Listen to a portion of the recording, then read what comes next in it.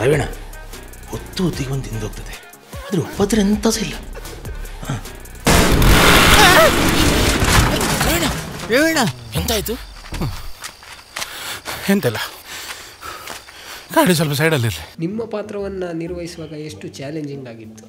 ಕಥೆಯಲ್ಲಿ ಬರುವ ಪಾತ್ರ ಎಲ್ಲವೂ ಕೂಡ ನಾವು ಆಸ್ಪಾಸಲ್ಲಿ ಮಾತಾಡುವ ಒಂದು ಇದೆಯಲ್ಲ, ಎನ್ವೈರ್ಮೆಂಟ್ ಇದೆಯಲ್ಲ, ಅದೇ ಇದೆ. ಈ ಹಾಡಿನ ಬಗ್ಗೆ ಹೇಳೋದಾದರೆ ಅದು ಹೇಗೆ ಸರ್? ಅದು ಎಷ್ಟು ಸಮಯ ಶೂಟಿಂಗ್ ಆಯಿತು? ಎಂತ ಸರ್, ಹಾಡಿನ 4 ದಿವಸ ಶೂಟ್ ಮಾಡಿದ್ದೀವಿ, ಎಲ್ಲ ನೈಟೇ. ನಮಗೆ ನಿದ್ದೆನೇ ಇಲ್ಲ. ಪ್ರೇತ ಹಿಡಿದಿದೆ ಅಂತ ಹೇಳಿ ನೀವು ಪ್ರತಿಯೊಂದು ಕಷಾಯವನ್ನು ಕೊಡೋದಾಗಿರ್ಬೋದು, ಅದು ಹೇಗಿತ್ತು? ನನ್ನ ಮಗನ ಮೇಲಿದ್ದ ಪ್ರೇತ ಇನ್ನೂ ಸಹ ಹೋಗ್ಲಿಲ್ಲಂತೆ. ಪೂರ್ಣಿಮಕ್ಕ ಬಾಯಿಗೆ ಹಾಕುವಾಗ ಮೂಗಿಡಿಲಿಕ್ಕೊಂಡ್ರು ಮಾರ, ಇವ್ರು ಗಟ್ಟಿ ಹಿಡಿದದ್ದು ಆ ಸಂದರ್ಭದಲ್ಲಿ. ಇವರು ತೆಗಿ ಮಾರ, ನೀವು ಎಂತ ಮಾರ ದಮ್ ಕಡಿಸ್ತೀರ ಅಂತ ಆವಾಗ ಬೈದಿದ್ದೆ. ಅವರು ಕೂಡ ಹೀಗೆ ಮಾಡ್ತಾ ಇದ್ರು ನಮ್ಮ JP ಸರ್.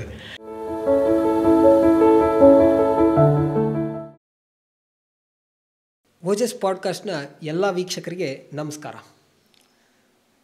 ಇವತ್ತೊಂದು ಸ್ಪೆಷಲ್ ಆದಂತಹ ಪಾಡ್ಕಾಸ್ಟ್. ನಾವು ಇತ್ತೀಚೆಗೆ ಒಂದು ಸಿನಿಮಾವನ್ನು ಕೇಳಿರ್ತೇವೆ, ಸೂ ಫ್ರಮ್ ಸೋ ಅಂತ. ಪ್ರತಿಯೊಬ್ಬರು ಕೂಡ ಈ ಸಿನಿಮಾವನ್ನು ಸಾಧಾರಣವಾಗಿ ನೀವು ನೋಡಿರ್ತೀರ. ಸೂ ಫ್ರಮ್ ಸೋ ಹಾಗೆ ಬೇರೆ ಬೇರೆ ಕನ್ನಡ ಚಿತ್ರಗಳಾಗಿರ್ಬೋದು, ತುಳು ಚಿತ್ರಗಳು, ಅದು ಗಿರ್ಗಿಟ್ ಆಗಿರ್ಬೋದು, ಈ ಥರ ಬೇರೆ ಬೇರೆ ಸಿನಿಮಾಗಳಲ್ಲಿ ಅನೇಕ ವಿಭಿನ್ನ ಪಾತ್ರಗಳನ್ನು ನಿರ್ವಹಿಸಿದಂಥವರು ನಮ್ಮ ಜೊತೆ ವಿಶ್ವನಾಥ್ ಅಸೈಗೋಳಿಯವರಿದ್ದಾರೆ. ಸರ್, ಕಾರ್ಯಕ್ರಮಕ್ಕೆ ಸ್ವಾಗತ. ಮೊದಲನೇದಾಗಿ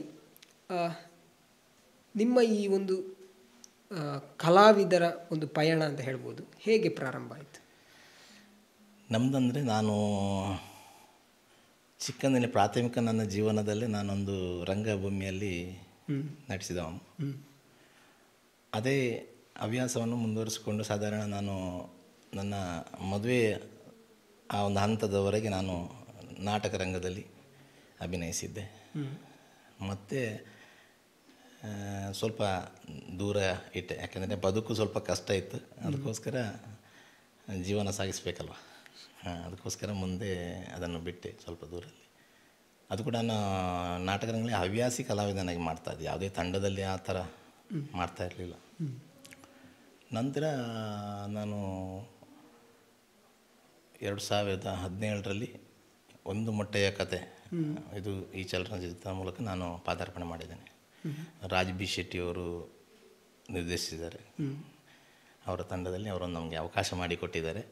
ಅದೇ ಒಂದು ಪ್ರೇರಣೆ ಆಯಿತು ನನಗೆ. ಮೊದಲ ನನ್ನ ಸಿನಿಮಾ ಜರ್ನಿಯನ್ನು ನಾನು ಆರಂಭಿಸಿದ್ದು ಒಂದು ಮೊಟ್ಟೆಯ ಕತೆ ಚಿತ್ರದ ಮೂಲಕ. ಅದೇ ಒಂದು ಬಹಳ ವಿಶೇಷ ಅಂತ, ಯಾಕಂತ ಹೇಳಿದರೆ ಆ ಸಿನಿಮಾ ಆಗಿರ್ಬೋದು, ಅದು ರಾಜ್ ಬಿ ಶೆಟ್ಟಿಯವರಿಗೂ ಒಂದು ಹೆಸರನ್ನು ತಂದಂಥ ಸಿನಿಮಾ. ಖಂಡಿತ. ಸೊ ಅದರಲ್ಲಿ ನೀವು ಪ್ರಥಮವಾಗಿ ನಮಗೊಂದು ಅವಕಾಶ ಕೊಟ್ಟಿದ್ದಾರೆ ಅವರು. ಅದು ಖಂಡಿತವಾಗಿ ಒಂದು ಒಳ್ಳೆಯ ಬೆಳವಣಿಗೆ ಖಂಡಿತ. ಈ ಒಂದು ಮೊಟ್ಟೆ ಕಥೆಯಲ್ಲಿ ಯಾವ ಪಾತ್ರವನ್ನು ನೀವು ಮಾಡಿದ್ದು? ನಾನು ಒಂದು ಮೊಟ್ಟೆ ಕಥೆಯಲ್ಲಿ ರಾಜ್ ಬಿ ಸರ್ ಅವರ ತಂದೆ ಪಾತ್ರ ಮಾಡಿದ್ದೇನೆ. ನಮ್ಮ ಹೆಂಡತಿಯಾಗಿ ಉಷಾ ಭಂಡಾರಿ ಅಂತ, ಅವರು ಒಳ್ಳೆಯ ನಟಿ, ಅವರೊಟ್ಟಿಗೆ ನಾನು ಮಾಡಿದ್ದು.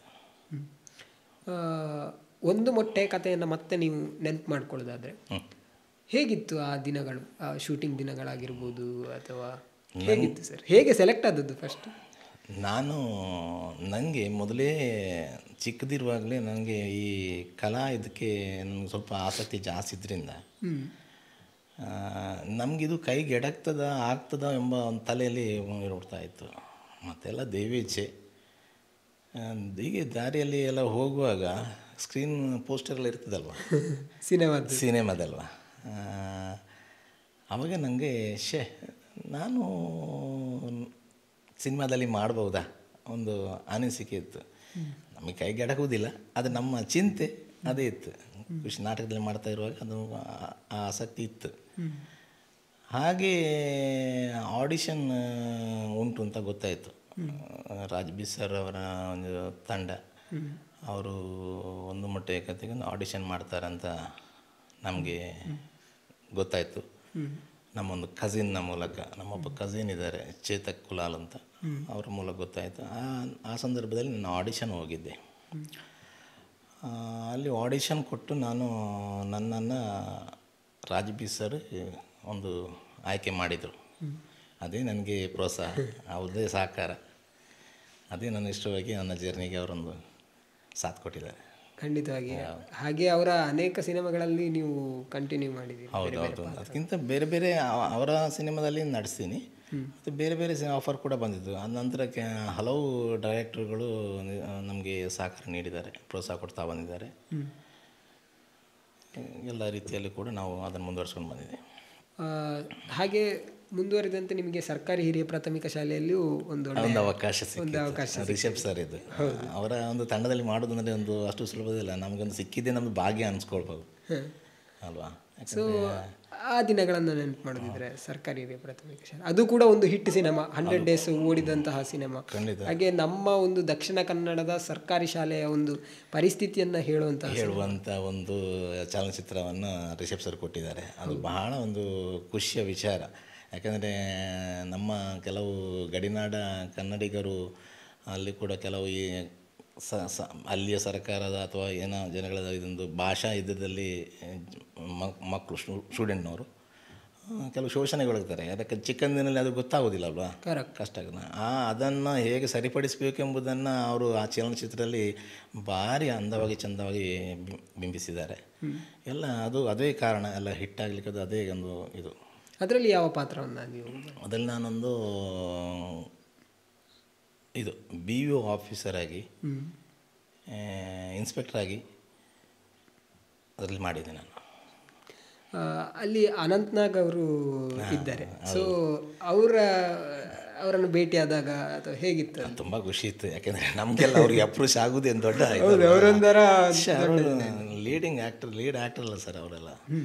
ಅವರು ನಮಗೆ ಹತ್ತಿರದಲ್ಲಿ ಸಿಗೋದಂದರೆ ಒಂದು ದೊಡ್ಡ, ಅವರ ಗಾಳಿ ನಮಗೆ ಸಿಗೋದೇ ದೊಡ್ಡ ವಿಶೇಷ ಅಂತ. ಯಾಕೆಂದರೆ ಅದು ಅಷ್ಟು ಖುಷಿ ಆಗ್ತಿತ್ತು ನಮಗೆ, ಅವರೊಟ್ಟಿಗೆ ನಾವು ಮಾಡಿದ್ದೀವಲ್ಲ ಅಂತ ಸ್ಕ್ರೀನ್ ಮಾಡೋದು. ಅದು ನಮ್ಗೆ ಅದೆಲ್ಲ ನಮ್ಮ ಭಾಗ್ಯ ಅನ್ಬೋದು. ನಾವೆಲ್ಲ ಅನ್ಸ್ಕೊಡ್ಲಿಲ್ಲ ಅದೆಲ್ಲ ಸಿಗ್ತದೆ, ನಾವು ಮಾಡ್ತೀವಿ.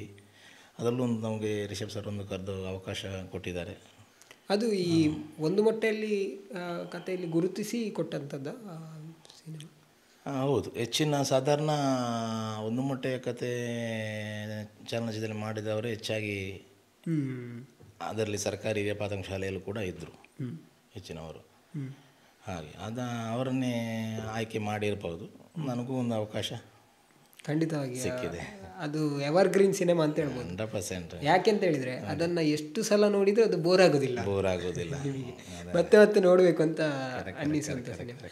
ಈ ಶೂಟಿಂಗ್ ಸ್ಪಾಟಲ್ಲಿ ಹೇಗೆ ಅಂದರೆ ಒಬ್ಬ ನಿರ್ದೇಶಕರಾಗಿ ರಿಷಬ್ ಶೆಟ್ಟಿ ಅವರು ಯಾವ ಥರ ಗೈಡ್ ಮಾಡ್ತಾಯಿದ್ರು? ಅವರು 100% ಫ್ರೆಂಡ್ಲಿ ಆಗಿದ್ದಾರೆ ನಿರ್ದೇಶಕರು. ರಿಷಬ್ ಸರ್ ಹಾರ್ಟ್ಫುಲ್, ಮತ್ತು ಎಲ್ಲರಿಗೂ ನಮ್ಮ ಏನು ನ್ಯೂನ್ಯತೆಗಳಿವೆ ಅದನ್ನೆಲ್ಲ ಸರಿಪಡಿಸಿಕೊಂಡು ಅವರಿಗೆ ಬೇಕಾದ ವ್ಯವಸ್ಥಿತವಾಗಿ ಅವರು ನಿರ್ದೇಶನ ಮಾಡ್ತಾರೆ. ಅದು ಅವರು ಅಂತಲ್ಲ, ರಾಜ್ ಬಿ ಸರ್ ಕೂಡ ಹಾಗೆ. ಅವರು ಕೂಡ ನಾವೆಲ್ಲ ನಾವು ಎಷ್ಟು ನಮ್ಮ ಕರ್ತವ್ಯವನ್ನು ಮಾಡ್ತೇವೋ ಅದು ನಾವು ಮಾಡಿದಾಗಲ್ಲ, ಅವರ ಕಲ್ಪನೆ ಇದೆ. ಈ ನಿರ್ದೇಶಕರಿಗೊಂದು ಅವ್ರದ್ದಾದ ಕಲ್ಪನೆ ಇದೆ, ಅದೇ ಥರ ಮೂಡಿ ಬರಬೇಕಾಗತ್ತೆ. ಅದಕ್ಕೆ ತಕ್ಕ ನಾವೇ ಕ್ಯಾರೆಕ್ಟರ್ನ ಡೆವಲಪ್ ಮಾಡಿಕೊಂಡು ನಾವು ಮಾಡಬೇಕಾಗುತ್ತೆ. ಖಂಡಿತ ಅದು ಎಲ್ಲ ನಿರ್ದೇಶಕರು ಕೂಡ ಹಾಗೇನೆ. ಅಂಥಲ್ಲಿ Raj B sir character develop ಮಾಡೋದ್ರಲ್ಲಿ ನಂಬರ್ 1 ಅವರು. ಯಾರೇ ಆಗಲಿ ಅವರ ಗರಡಿಯಲ್ಲಿ ಸಿಕ್ಕಿದರೆ 100% ಅವನು ಬೆಳವಣಿಗೆ ಇರ್ತದೆ ಅವನಿಗೆ. ಹಾಗೆ ಇದು ಸೂ ಫ್ರಮ್ ಸೋ ಇವರು ಕೂಡ ನಮ್ಮ JP ಸರ್ ಕೂಡ ಸಾಧಾರಣ ಅವರು ಹಿಂದಿನಲ್ಲಿ ಸಾಧಾರಣ 13 ನಾಟಕದ ಬರಹಗಾರರು ಅವರು. ಒಳ್ಳೆಯ ಸ್ಕ್ರಿಪ್ಟ್, ಈ ಕಥೆ ಹೆಡ್ಡಂಡು ಮತ್ತು ನಿತ್ಯ ಬನ್ನಗ ಅಂತ ಹಿಟ್ ನಾಟಕವನ್ನು ಕೊಟ್ಟಿದಂಥ ದೊಡ್ಡ ಇವರು ಬರಹಗಾರರು JP ಸರ್. ಅವರು ಕೂಡ ನಮ್ಮ ರಾಜ್ ಬಿ ಸರ್ನ ಗರಡಿಯಲ್ಲೇ ಪಳಗಿದವರು. ಅವರು ಅವರ ಚಲನಚಿತ್ರದಲ್ಲಿ ನಟಿಸಿದ್ದಾರೆ. ಬಹುಶಃ ಈ ಸಿನಿಮಾದಿಂದಾಗಿ ಅಂಥವರನ್ನು ಗುರುತಿಸುವಂತೆ ಆಯಿತು ಅಂತ.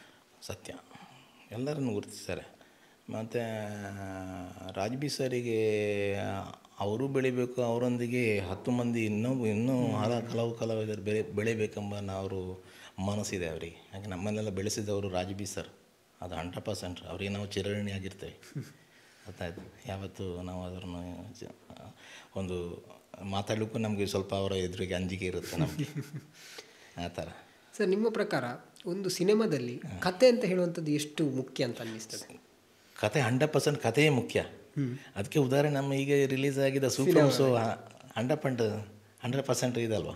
ಹೌದು, ಯಾಕಂತ ಹೇಳಿದ್ರೆ ಎಷ್ಟೋ ಸಲ ಕೆಲವು ಸಿನಿಮಾಗಳು ಥಿಯೇಟ್ರಲ್ಲಿ ಓಡುವುದಿಲ್ಲ ಅಂತ ಹೇಳ್ತಾರೆ, ಬಟ್ ಒಳ್ಳೆ ಸಿನಿಮಾ ಖಂಡಿತವಾಗಿಯೂ ಗೆಲ್ತದೆ ಅಂತ ಅನ್ನಿಸ್ತದೆ. ಖಂಡಿತವಾಗಿ ಸಿನಿಮಾ ಗೆಲ್ಲಬೇಕಾದ್ರೆ ಕತೆ ಮುಖ್ಯ.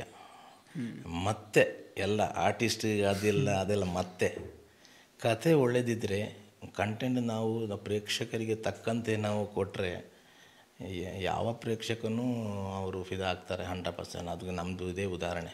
ಯಾರೂ ಅನಿಸಿಲ್ಲ, ನಮ್ಮ ನಿರೀಕ್ಷೆಗೂ ಮೀರಿ ಇದು ಅಷ್ಟು ಡೆವಲಪ್ ಇದ್ದಿತ್ತಲ್ಲ.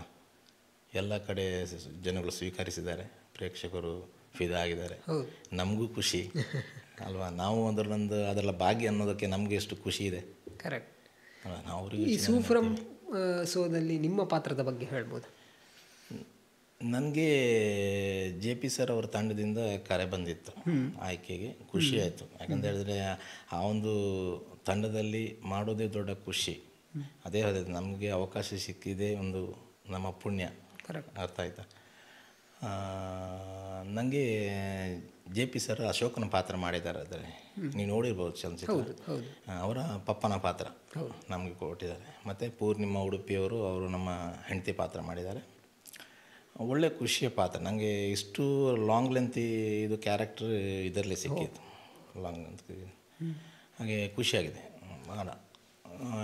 ಅಲ್ಲಿ ಶೂಟಿಂಗ್ ಸಮಯದಲ್ಲೂ ಕೂಡ ನಮಗೆ ಎಲ್ಲ ಕ್ಯಾರೆಕ್ಟರ್ ಅವರು ಆ್ಯಕ್ಟಿಂಗ್ ಮಾಡ್ತಾ ಇರುವಾಗ ಎಲ್ಲರಿಗೂ ನಗ್ತಾ ಬರ್ತಿದ್ದು, ನಮಗೂ ಅದೇ ನಗ್ತಾ ಬರ್ತಿತ್ತು. ಅಷ್ಟು ಇದು ಇತ್ತು, ಎಂಜಾಯ್ಮೆಂಟ್ ಇತ್ತು ನಮಗೆ ಸೆಟ್ಟಲ್ಲಿ.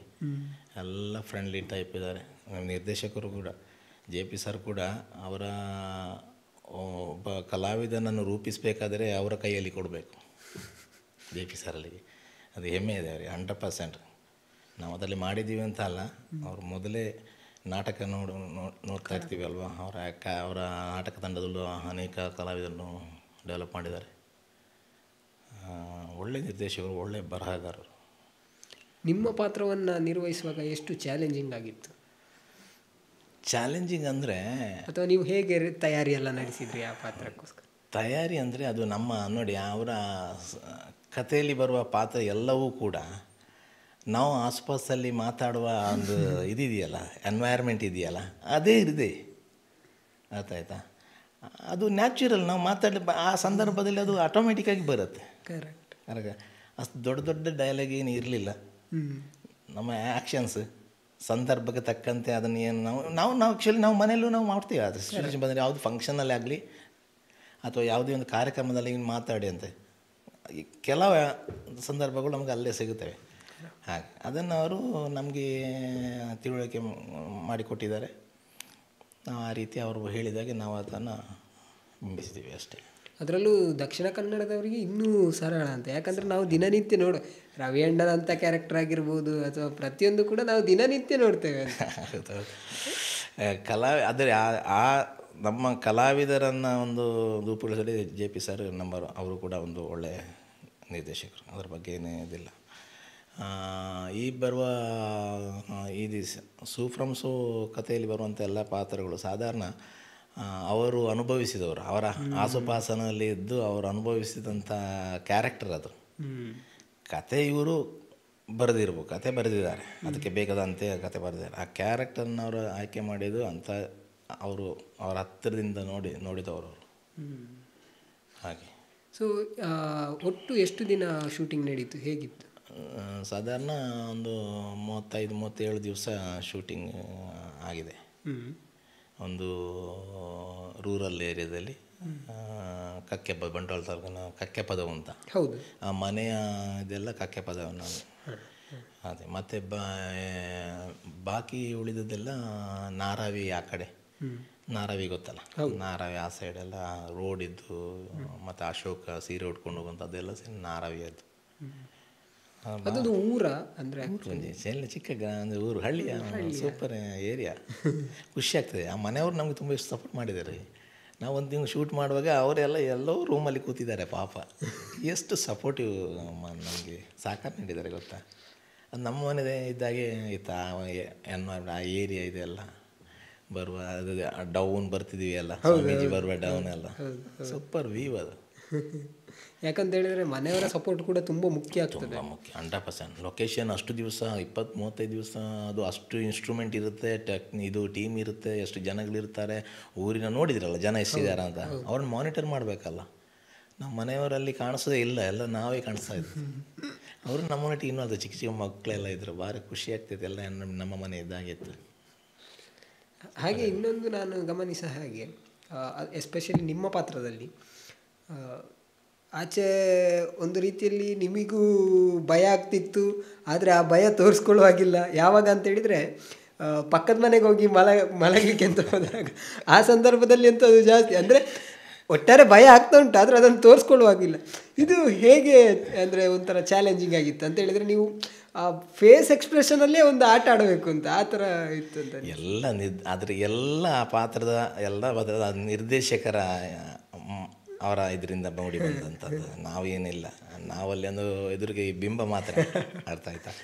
ಎಲ್ಲ JP ಸರ್ನ ಒಂದು ನಮಗೆ ಡೈರೆಕ್ಷನ್, ಅದು ಯಾವ ರೀತಿ ಅದೇ ಅಲ್ಲ, ಅವರ ಕಲ್ಪನೆ ಹೇಗಿದೆ, ನಾವು ಒಂದೊಂದು ಪ್ರತಿಯೊಂದು ಡಯಲಾಗಿಗೂ ಒಂದೊಂದು ಫೇಸ್ ಎಕ್ಸ್ಪ್ರೆಷನ್ ನಾವು ಕೊಡಬೇಕಾಗುತ್ತೆ. ಆ ಥರ ಇತ್ತು. ನಾವು ಆ ಸಂದರ್ಭದಲ್ಲಿ ಮಾಡ್ತೀವಿ ಹೊರತು ಅದನ್ನು ಇವರ ನಿರ್ದೇಶಕರ ತಲೆಯಲ್ಲಿ ಅವರು ಎಷ್ಟು ಅದನ್ನು ಅದನ್ನು ಕೊಂಡೋಗ್ಬೇಕು, ಅದನ್ನು ನಮಗೆ ಡೈರೆಕ್ಷನ್ ಮಾಡ್ತಾ ಆ ರೀತಿ ಅಂದ್ಕೊಂಡು ಆ ರೀತಿ ಎಲ್ಲರನ್ನ ಅವರು ಒಂದು ತಯಾರುಗೊಳಿಸಿದ್ದಾರೆ. ಹಾಗೆ ರವಿಯಣ್ಣನ ಪಾತ್ರದ ಬಗ್ಗೆ ಹೇಳ್ಬೋದಾ ಸರ್? ಹೇಳ್ಬೋದು, ತೊಂದರೆ ಇಲ್ಲ. ಅವರು ಆ ಕ್ಯಾರೆಕ್ಟರ್ ಜನ ಇದ್ದಾರೆ. ಈಗ ಅವರು ಶಾನಿಲ್ ಗೌತಮ್ ಅಂತ ಅವರು ಮಾಡಿದ್ದಾರೆ, ಬಂಟ್ವಾಳದವರು. ಆ ಫಿಟ್ನೆಸ್ನ ಜನನೇ, ಆ ವ್ಯಕ್ತಿತ್ವದ ಜನನೇ ಈಗಲೂ ಇದ್ದಾರೆ. ಈಗಲೂ ನಮ್ಮ ಅಂದರೆ ರಿಯಲ್ ಕ್ಯಾರೆಕ್ಟರ್, ಕ್ಯಾರೆಕ್ಟರ್ ರಿಯಲ್, ಅವರ ಆ್ಯಟಿಟ್ಯೂಡ್ ರಿಯಲ್. ಕತೆ ಇವರು ನಮ್ಮ JP ಸರ್ ಬರ್ದಂಥದ್ದು, ಅದಕ್ಕೆ ಅದು ಸಂಬಂಧ ಕತೆದೇನು ಒರಿಜಿನಲ್ ಅಲ್ಲ, ಕಾಲ್ಪನಿಕ. ಅದರೊಟ್ಟಿಗೆ ಆಗಿ ಈಗಿನ ಕಾಲದಲ್ಲಿ ಇರಲೂಬಹುದಲ್ವ. Correct correct. ನಮಗೆ ತೋರಿಸಿದ ಕತೆ ನೋಡಿ, ಮುಗ್ಧ ಹೆಣ್ಮಕ್ಳನ್ನು ಒಂದು ಶೋಷಣೆಗೆ ಒಳಪಡೋದು, ನಮ್ಮ ಬಂಧುಗಳಿಗೆ ಆ ತಂದೆ ತಾಯಿ ಇಲ್ಲದಂಥ ಒಂದು ಮುಗ್ಧ ಹೆಣ್ಣನ್ನು ನಮ್ಮ ಬಂಧುಗಳಿಗೆ ಸಾಕಿಯೂ ಸಲ್ಲೋದಂಥ ಸಂದರ್ಭದಲ್ಲಿ ಅವರನ್ನು ಒಳಗಡೆ ಲೈಂಗಿಕ ಶೋಷಣೆಗೆ ಒಂದು ಒಳಪಡಿಸುವುದು ಅಂದರೆ ಭಯಂಕರ ಕ್ರೂರತವನ್ನು, ಒಂದು ಒಳ್ಳೆಯ ಸಂದೇಶವನ್ನು ಕೊಟ್ಟಿದ್ದಾರಲ್ವ. ಅಂದರೆ ಇಂಥದ್ದು ಎಷ್ಟೋ ಕಡೆ ನಡೀತಾ ಇರ್ತದೆ. 100% ಇರ್ಬೋದು. ನೋಡಿ, ಇದೇನು ನಾವು ಒರಿಜಿನಲ್ ತೋರಿಸಿದಲ್ಲ, ಅದರಲ್ಲಿ ಕಲ್ಪನೆ ಅದು, ಅದನ್ನು ತೋರಿಸಿದ್ದಾರೆ ಅವರು. ಹಾಗೆ ಇನ್ನೊಂದು ವಿಶೇಷ ಅಂತ ಹೇಳಿದರೆ, ಈ ಸಿನಿಮಾದಲ್ಲಿ ಬಹುಶಃ ನಿಮ್ಮನ್ನೆಲ್ಲ ಎದುರಿಟ್ಟು ಈ ಸಿನಿಮಾದ ಪ್ರಮೋಷನ್ ಮಾಡಿದ್ದಾರೆ ಅಂತ ಹೇಳ್ಬೋದು. ಯಾಕಂತ ಹೇಳಿದರೆ ಅಲ್ಲಿ ನನಗೂ ಕೂಡ ಇವನ್ ಫಸ್ಟಿಗೂ ರಾಜ್ ಬಿ ಶೆಟ್ಟಿ ಇದ್ದಾರೆ ಅಂತ ಗೊತ್ತೇ ಇಲ್ಲ. ಸಿನಿಮಾ ನೋಡಿದ ಮೇಲೆ ಹೀಗೂ ಉಂಟು ಅಂತೇಳಿ ಅನಿಸಿದ್ದು. ಸೊ ಹಾಗಾಗಿ ಅದು ಹೇಗೆ ವಿಭಿನ್ನ ಅಂತ ಅನ್ನಿಸ್ತದೆ ನಿಮಗೆ? ಯಾಕಂತ ಹೇಳಿದರೆ ಒಂದು ಸಾಮಾನ್ಯವಾಗಿ ಸಿನಿಮಾ ಪ್ರಮೋಷನ್ ಅಂತ ಮಾಡುವಾಗ ಎಲ್ಲ ಕಡೆ ಫಸ್ಟ್ ಬೀಳೋದು ಹೀರೋ ಅಥವಾ ಯಾರು ಫೇಮಸ್ ಇದ್ದಾರೆ ಅವರ ಫೋಟೋ. ಬಟ್ ನಿಮ್ಮಂಥ ಅನೇಕ ಕಲಾವಿದರನ್ನ ಮೊದಲು ತಂದು ಮುಂದುಗಡೆ ನಿಲ್ಲಿಸಿ ಸಿನಿಮಾನ ಮುಂದೆ ತಗೊಂಡೋಗಿದ್ದಾರೆ. ಅದು ಹೇಗೆ? ಏನೋ ಒಂದು ಎಂತ ಗೊತ್ತಾ, ಕೆಲವು ಸಂದರ್ಭಗಳಲ್ಲಿ ಇವರು ನಿರ್ದೇಶಕರಾಗಲಿ ಪ್ರೊಡ್ಯೂಸರ್ ಆಗಲಿ ಒಂದು ನಾವು ಮಾಡಿದ ಸಿನಿಮಾ ಒಂದು ಬಿಲ್ಡಪ್ ಬರಬೇಕು. ಯಾಕೆಂದರೆ ಎಲ್ಲರೂ ಅವರವರ ಜೀವನಕ್ಕೆ ತಕ್ಕಂತೆ ಮಾಡಲು ಹೊರಟಿರೋಲ್ಲ ಇವಾಗ, ಸತ್ಯ ಅಲ್ವಾ. ಎಲ್ಲಿಯಾದರೂ ಫ್ಲಾಪ್ ಆದರೆ ಕಷ್ಟ ಅಲ್ಲ, ಅದಕ್ಕೆ ತಕ್ಕಂತೆ ನಾವು ಪ್ರಚಾರ ಮಾಡಲೇಬೇಕಾಗುತ್ತೆ. ಅದನ್ನೇ ಥಿಂಕ್ ಮಾಡಿ ಅವರು ರಿಲೀಸ್ ಮಾಡ್ತಾರೆ. ನಮ್ಮ ಸೂಫ್ರಮ್ಸು, ನಮ್ಮ ಪ್ರೊಡ್ಯೂಸರ್ ಆಗಲಿ ಅಥವಾ ನಿರ್ದೇಶಕ ತಂಡದವರಾಗಲಿ ಅದನ್ನೊಂದು ವಿಭಿನ್ನವಾಗಿ ಇದು ಮಾಡಿದ್ದಾರೆ. ಯಾಕೆಂದರೆ ಅವರಿಗೆ ಕೂಡ ಕಂಟೆಂಟ್ ಮೇಲೆ ನಂಬಿಕೆ ಇತ್ತು, ಜನಗಳ ಮೇಲೆ ವಿಶ್ವಾಸ ಇತ್ತು. ಅರ್ಥ ಆಯ್ತಾ? ಆ ಕಂಟೆಂಟೇ ಜನಗಳ ಮನವನ್ನು ಇಲ್ಲಿ ಬರಲಿಕ್ಕೆ ಇದು ಮಾಡಿದ್ದಾರೆ. ಅಷ್ಟು ಟ್ವಿಸ್ಟ್ ಇತ್ತು, ಎಲ್ಲವೂ ಇತ್ತಲ್ಲ ಅದರಲ್ಲಿ. ಕಾಮಿಡಿ ಇತ್ತು ಬೇಕಾದಷ್ಟು, ಕರೆಕ್ಟ್. ಎಲ್ಲ ಇಷ್ಟು ನಗಿಸುವ ಜೆನ್ಯೂನಾಗಿ ನಗಿಸಿದ್ದಾರೆ.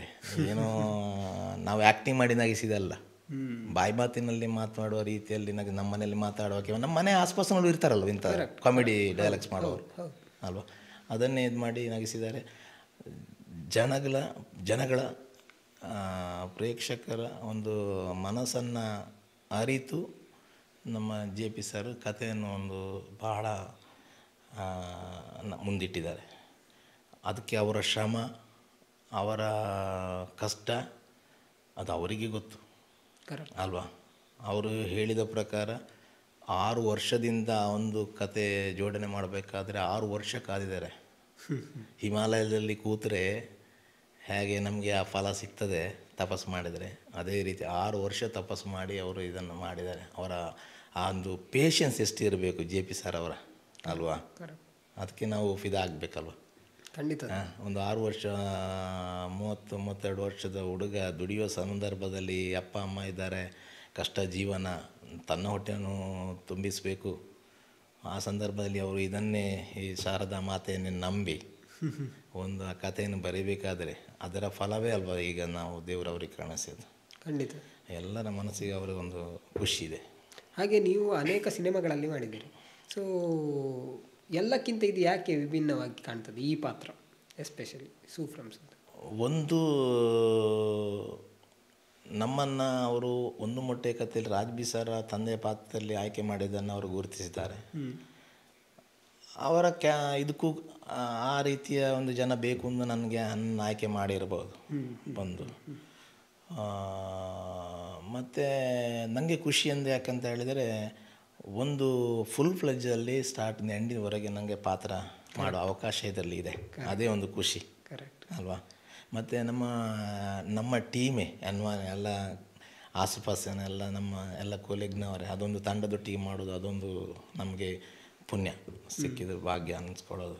ಮತ್ತು ನಾವು ನಾರ್ಮಲ್ ಒಂದು ಮೂವಿ ರನ್ ಆಗುತ್ತೆ ಒಂದು ಆ ಥರ ನಾವು ಅನ್ಸ್ಕೊಂಡಿರ್ತೀವಿ. ನಾವು ಶೂಟಿಂಗ್ ಮಾಡೋ ಸಮಯದಲ್ಲಿ ಖುಷಿ ಇತ್ತು ನಮಗೆ, ಡಾನ್ಸ್ ಆಗಲಿ ಅಥವಾ ಬೇರೆ ಇದ್ರದ್ದು ನಾವು ಒಟ್ಟಿಗೆ ಮೀಗಿಲಾಗುವಾಗ ನಾವೆಲ್ಲ ಇವರು ಕ್ಯಾರೆಕ್ಟರ್ ನಟನೆ ಮಾಡುವಾಗೆಲ್ಲ ತುಂಬ ಖುಷಿ ನಗಾಡಲಿಕ್ಕೆ ಬರ್ತಾಯಿತ್ತು. ಹಾಗಂತ ಇಷ್ಟು ದೊಡ್ಡ ಇಡೀ ಪ್ರಪಂಚದಾದ್ಯಂತ ಇದು ನಾವು ಈ ಜನಗಳು ನಮ್ಮನ್ನು ಇಷ್ಟು ರಿಸೀವ್ ಮಾಡ್ತಾರೆ, ಎಷ್ಟು ನಮಗೆ ಸಪೋರ್ಟ್ ಮಾಡ್ತಾರೆ, ನಾವು ಖಂಡಿತ ಎನ್ಸ್ಕೊಂಡಿಲ್ಲ, ನಾವು ಎನ್ಸ್ಕೊಳ್ಳಿಲ್ಲ. ಅದೇ ಒಂದು ಖುಷಿ ಅಲ್ಲ ಈಗ. ಹೌದು, ಖಂಡಿತವಾಗಿ. ಯಾಕಂತ ಹೇಳಿದ್ರೆ ಇಡೀ ಜಗತ್ತಿಗೆ ಅದು ವ್ಯಾಪಿಸಿದೆ. ಖುಷಿ ಅಂದರೆ 1-2 ಬಾರಿ ಇಲ್ಲ, 3-4 ಸಾರಿ ನನ್ನ ಹತ್ರ ಮಾತಾಡೋದು 4-5 ಬಾರಿ ನೋಡಿದವರು ಇದ್ದಾರೆ. ಈಗ ನಮಗೂ ಕೂಡ ಪ್ರೀಮಿಯರ್ ಶೋದಲ್ಲಿ ನೋಡಿದ್ವಿ, ಆ ಟೇಸ್ಟ್ ಸಾಕಾಗಲಿಲ್ಲ ನಮಗೆ, ನೋಡಿದ ಖುಷಿ ಸಾಕಾಗಲಿಲ್ಲ. ಇನ್ನೊಂದು ಸರಿ ನೋಡಿದ್ವಿ, ಅಲ್ಲಿ ಕೂಡ ನಮಗೆ ಅದರ ಫುಲ್ಲು ಇನ್ನೂ ನಾವು ನೋಡಬೇಕಾಗುತ್ತೆ. ಯಾಕಂತ ಹೇಳಿದರೆ ಈಗ ಎಲ್ಲ ಫುಲ್ಲು ಥಿಯೇಟ್ರ್ ಫುಲ್ ಇರುತ್ತೆ. ಆನ್ಲೈನ್ ಬುಕ್ಕಿಂಗ್ ಮಾಡಬೇಕಾದ್ರೆ ಥಿಯೇಟ್ರ್ ಯಾವಾಗಲೂ ಫುಲ್ ಇರುತ್ತೆ. ಇನ್ನೊಂದು ಸರಿ ಆರಾಮಾಗಿ ರಿಲ್ಯಾಕ್ಸಲ್ಲಿ ಫ್ಯಾಮಿಲಿ ಟೀಮ್ ಇನ್ನೊಂದು ಸರಿ ನೋಡಬೇಕಾಗುತ್ತೆ ನಾವು ಕೂಡ. ಖುಷಿ ಇದೆ. ಹಾಗೆ ನಿಮ್ಮ ಫ್ಯಾಮಿಲಿ ಸಪೋರ್ಟ್ ಹೇಗಿತ್ತು ಇದಕ್ಕೆ? ಫ್ಯಾಮಿಲಿ ಕೂಡ ಸಿನಿಮಾಕ್ಕೆ ಬರುವಾಗ ಹೇಗಿತ್ತು? ಅವರಿಗೆ ನಾನು ಸಿನಿಮಾಕ್ಕೆ ಬರ್ತೀನಿ ಅಂತ ಆ ಭಾವನೆ ಇರಲಿಲ್ಲ. ನಾಟಕದಲ್ಲಿ ಇದ್ದ ಈಗ ಬಿಟ್ಟಿದ್ದಾನೆ, ಇದು ಲಕ್, ನಮ್ಮ ದೇವೇಚ್ಛೆಯಾಗಿತ್ತು, ಹಾಗೆ ಹೋಯಿತು. ಅದಕ್ಕೆ ಅವಕಾಶ ಒಂದು ರಾಜ್ಬಿ ಸರ್ ನಮಗೆ ಅವಕಾಶ ಮಾಡಿಕೊಟ್ಟಿದ್ದರಿಂದ ನಮಗೆ ಈ ನನ್ನ ಆಸೆಯನ್ನು ಅವರು ನೆರವೇರಿಸಿದ್ದಾರೆ, ಖುಷಿ ಇದೆ. ಹಾಗೆ ಮನೆಯವರು ಕೂಡ ಸಪೋರ್ಟ್ ಇದೆ, ಅವ್ರಿಗೆ ಖುಷಿ. ಒಂದು ಫ್ಯಾಮಿಲಿಯವರು ಈಗ ಫಸ್ಟಿಗೆ ಅವ್ರಿಗೆ ಗೊತ್ತಿರಲಿಲ್ಲ ನಾನು ಇದರಲ್ಲಿ ಮಾಡ್ತೀನಿ ಬರ್ತೀನಿ ಅಂತ ಗೊತ್ತಿರಲಿಲ್ಲ. ಅವರಿಗೊಂದು ನಾನೊಬ್ಬ ನಮ್ಮ ಮನೆ ಮಗ ಒಂದು ಈ ಚಲನಚಿತ್ರ ಸ್ಕ್ರೀನಲ್ಲಿ ಬರುವಾಗ ನೋಡಲಿಕ್ಕೆ ಒಂದು ಖುಷಿ ಬೇರೆಯೇ ಇದೆ. ಹೆಂಡತಿ ಸಪೋರ್ಟ್ ಇದ್ದಾಳೆ ಮತ್ತು ಮಗನೂ ಕೂಡ ಸಪೋರ್ಟ್ ಇದ್ದಾನೆ. ಅದ್ರ ಬಗ್ಗೆ ಏನಿಲ್ಲ, ಅವರು ಫ್ರೀ, ನಮಗೆ ಅದ್ರ ಬಗ್ಗೆ ಏನೂ ತೊಂದರೆ ಇಲ್ಲ. ನೀವು ಕಲಾವಿದರಾಗಿ ನಿಮ್ಮನ್ನು ಸಿನಿಮಾದಲ್ಲಿ ಒಂದು ಪರದೆಯಲ್ಲಿ ನೋಡಬೇಕಾದ್ರೆ ಹೇಗೆ ನೋಡ್ತೀರಿ? ನಾನು ಒಂದು ಪಾತ್ರಧಾರಿಯಲ್ಲಿ ಅಲ್ಲಿ ನಾನು ಹೇಗೆ ಮಾಡಿದ್ದೇನೆ ಒಂದು ಅದು ಕೂಡ ನೋಡ್ತೇವೆ ವಿಮರ್ಶೆ ನಾನು. ಯಾಕಂದರೆ ನನ್ನ ಬೆಳವಣಿಗೆ ಕಲಿಯೋದು ತುಂಬ ಇದೆಯಲ್ವ. ನಾವು ಒಂದು ಸ್ಕ್ರೀನಲ್ಲಿ ಬಂದ ತಕ್ಷಣ ನಾವು ದೊಡ್ಡ ಜನ ಅಲ್ಲಿ ಕಲ್ತಿದ್ದೇವೆ ಅಂತ ಆಗಲಿಕ್ಕಿಲ್ಲ, ಆಗೋದಿಲ್ಲ, ಇನ್ನೂ ಕಲೀಲಿಕ್ಕಿದೆ. ಕರೆಕ್ಟ್. ಪ್ರತಿಯೊಂದು ಬೇರೆ ಬೇರೆ ಕತೆಗೆ ಬೇರೆ ಬೇರೆ ಕ್ಯಾರೆಕ್ಟರ್ನ ಡೆವಲಪ್ ಮಾಡಬೇಕು. ಇನ್ನೂ ನಾವು ಕಲೀಲಿಕ್ಕೆ ಒಂದು ಪಾತ್ರಧಾರಿಯಾಗಿ ನೋಡ್ತೇನೆ ನಾನು ಅಷ್ಟೇ. ಖುಷಿ ಇದೆ ಮಾತ್ರ. ಸ್ಕ್ರೀನಲ್ಲಿ ಬಂತಲ್ಲ, ನನ್ನೊಂದು ಕಲ್ಪನೆ ಇತ್ತಲ್ಲ, ಇಲ್ಲಿ ಬರ್ಬೋದಾ, ನಾವು ಇಲ್ಲಿ ಬರ್ಬೋದಾ, ಆ ಒಂದು ಖುಷಿ ಇದೆ. ಯಾಕಂತ ಹೇಳಿದ್ರೆ ಎಷ್ಟೋ ಜನ ಕಾಯ್ತಾ ಇರ್ತಾರಂತ ಈ ಕ್ಷಣಕ್ಕೋಸ್ಕರ. ತಾನೊಂದ್ಸಲ ಒಂದು ಸಿನಿಮಾದಲ್ಲಿ ಎಷ್ಟು ಜನ ಕಲಾವಿದರು ಅವರು ಜೂನಿಯರ್ ಆಗಿ ಆರ್ಟಿಸ್ಟ್ ಆಗಿ ಕೆಲಸ ಮಾಡ್ತಾ ಇರ್ತಾರೆ, ಕಾಯ್ತಾ ಇರ್ತಾರೆ ಅವರು ಯಾವಾಗ ನಾನೊಂದು ಈ ಸಿನಿಮಾದಲ್ಲಿ. ಮತ್ತು ಎಲ್ಲ ಜನಗಳಲ್ಲಿ ಕೂಡ ಪ್ರತಿಯೊಬ್ಬನ ಒಂದು ವ್ಯಕ್ತಿತ್ವದಲ್ಲಿ ಕಲೆ ಇದೆ, ಎಲ್ಲರಲ್ಲೂ ಇದೆ, ನಿಮ್ಮಲ್ಲೂ ಇದೆ, ಎಲ್ಲರಲ್ಲೂ ಇದೆ. ಆದರೆ ಅದನ್ನು ಚಿಕ್ಕಂದಿನಲ್ಲೇ ನಾವು ಅದನ್ನು ಪೇರೆಂಟ್ ಆಗಲಿ ಯಾರಾಗಲಿ ಅದನ್ನು ಅವನ ಹೋಗುವ ದಾರಿಯನ್ನು ಅವನು ಹುಡುಕಿಕೊಂಡು ಅವನಿಗೆ ಆ ರೀತಿಯನ್ನು ಒಂದು ಸಪೋರ್ಟ್ ಮಾಡಿದರೆ ಖಂಡಿತ ಎಲ್ಲರೂ ಅದು ಡೆವಲಪ್ ಆಗ್ತಾರೆ. ಆ ಆಪರ್ಚುನಿಟಿ ಸಿಕ್ಕೇ ಸಿಗ್ತದೆ. ಮತ್ತು ಪ್ರಯತ್ನ ಬೇಕು. ಪ್ರಯತ್ನ ಇಲ್ಲದಿದ್ದರೆ ಯಾವುದೂ ಸಿಕ್ಕಲ್ಲ ಅಲ್ವಾ. ನಾವು ದುಡಿಮೆ ಮಾಡಬೇಕು, ದುಡಿಯಿದ್ರೆ ಕಾಸಾಗತ್ತಾ? ಇಲ್ವಲ್ಲ. ಇರುತ್ತೆ. ಕೆಲವು ಆಸೆ ಆಕಾಂಕ್ಷಿಗಳು ತುಂಬ ಜನ ಇದ್ದಾರೆ. ನಾವು ಅವರಿಗೆ ಸಲಹೆ ಮಾಡೋದಾದೆ, ನಿಮ್ಮಲ್ಲೂ ಇದೆ ಒಂದು, ಅದನ್ನು ನಮಗೆ ಬೇಕಾದಾಗೆ ನಾವು ಅದನ್ನು ಫುಲ್ಫಿಲ್ ಮಾಡಬೇಕು. ನಾವು ಒಬ್ಬ ಜಾಬು ಇಂಟರ್ವ್ಯೂ ಅಂತ ಹೇಳ್ಕೊಂಡು ಇನ್ಫ್ಲುಯೆನ್ಸ್ ಮಾಡಿಸೋ ಜಾಬ್ ಕೊಡಿಸು ಅಂತ ಮಾಡಿದ್ರೆ ಆಗೋದಿಲ್ಲ. ನಾವು ಅದಕ್ಕೆ ರೆಡಿ ಆಗಬೇಕಲ್ವ.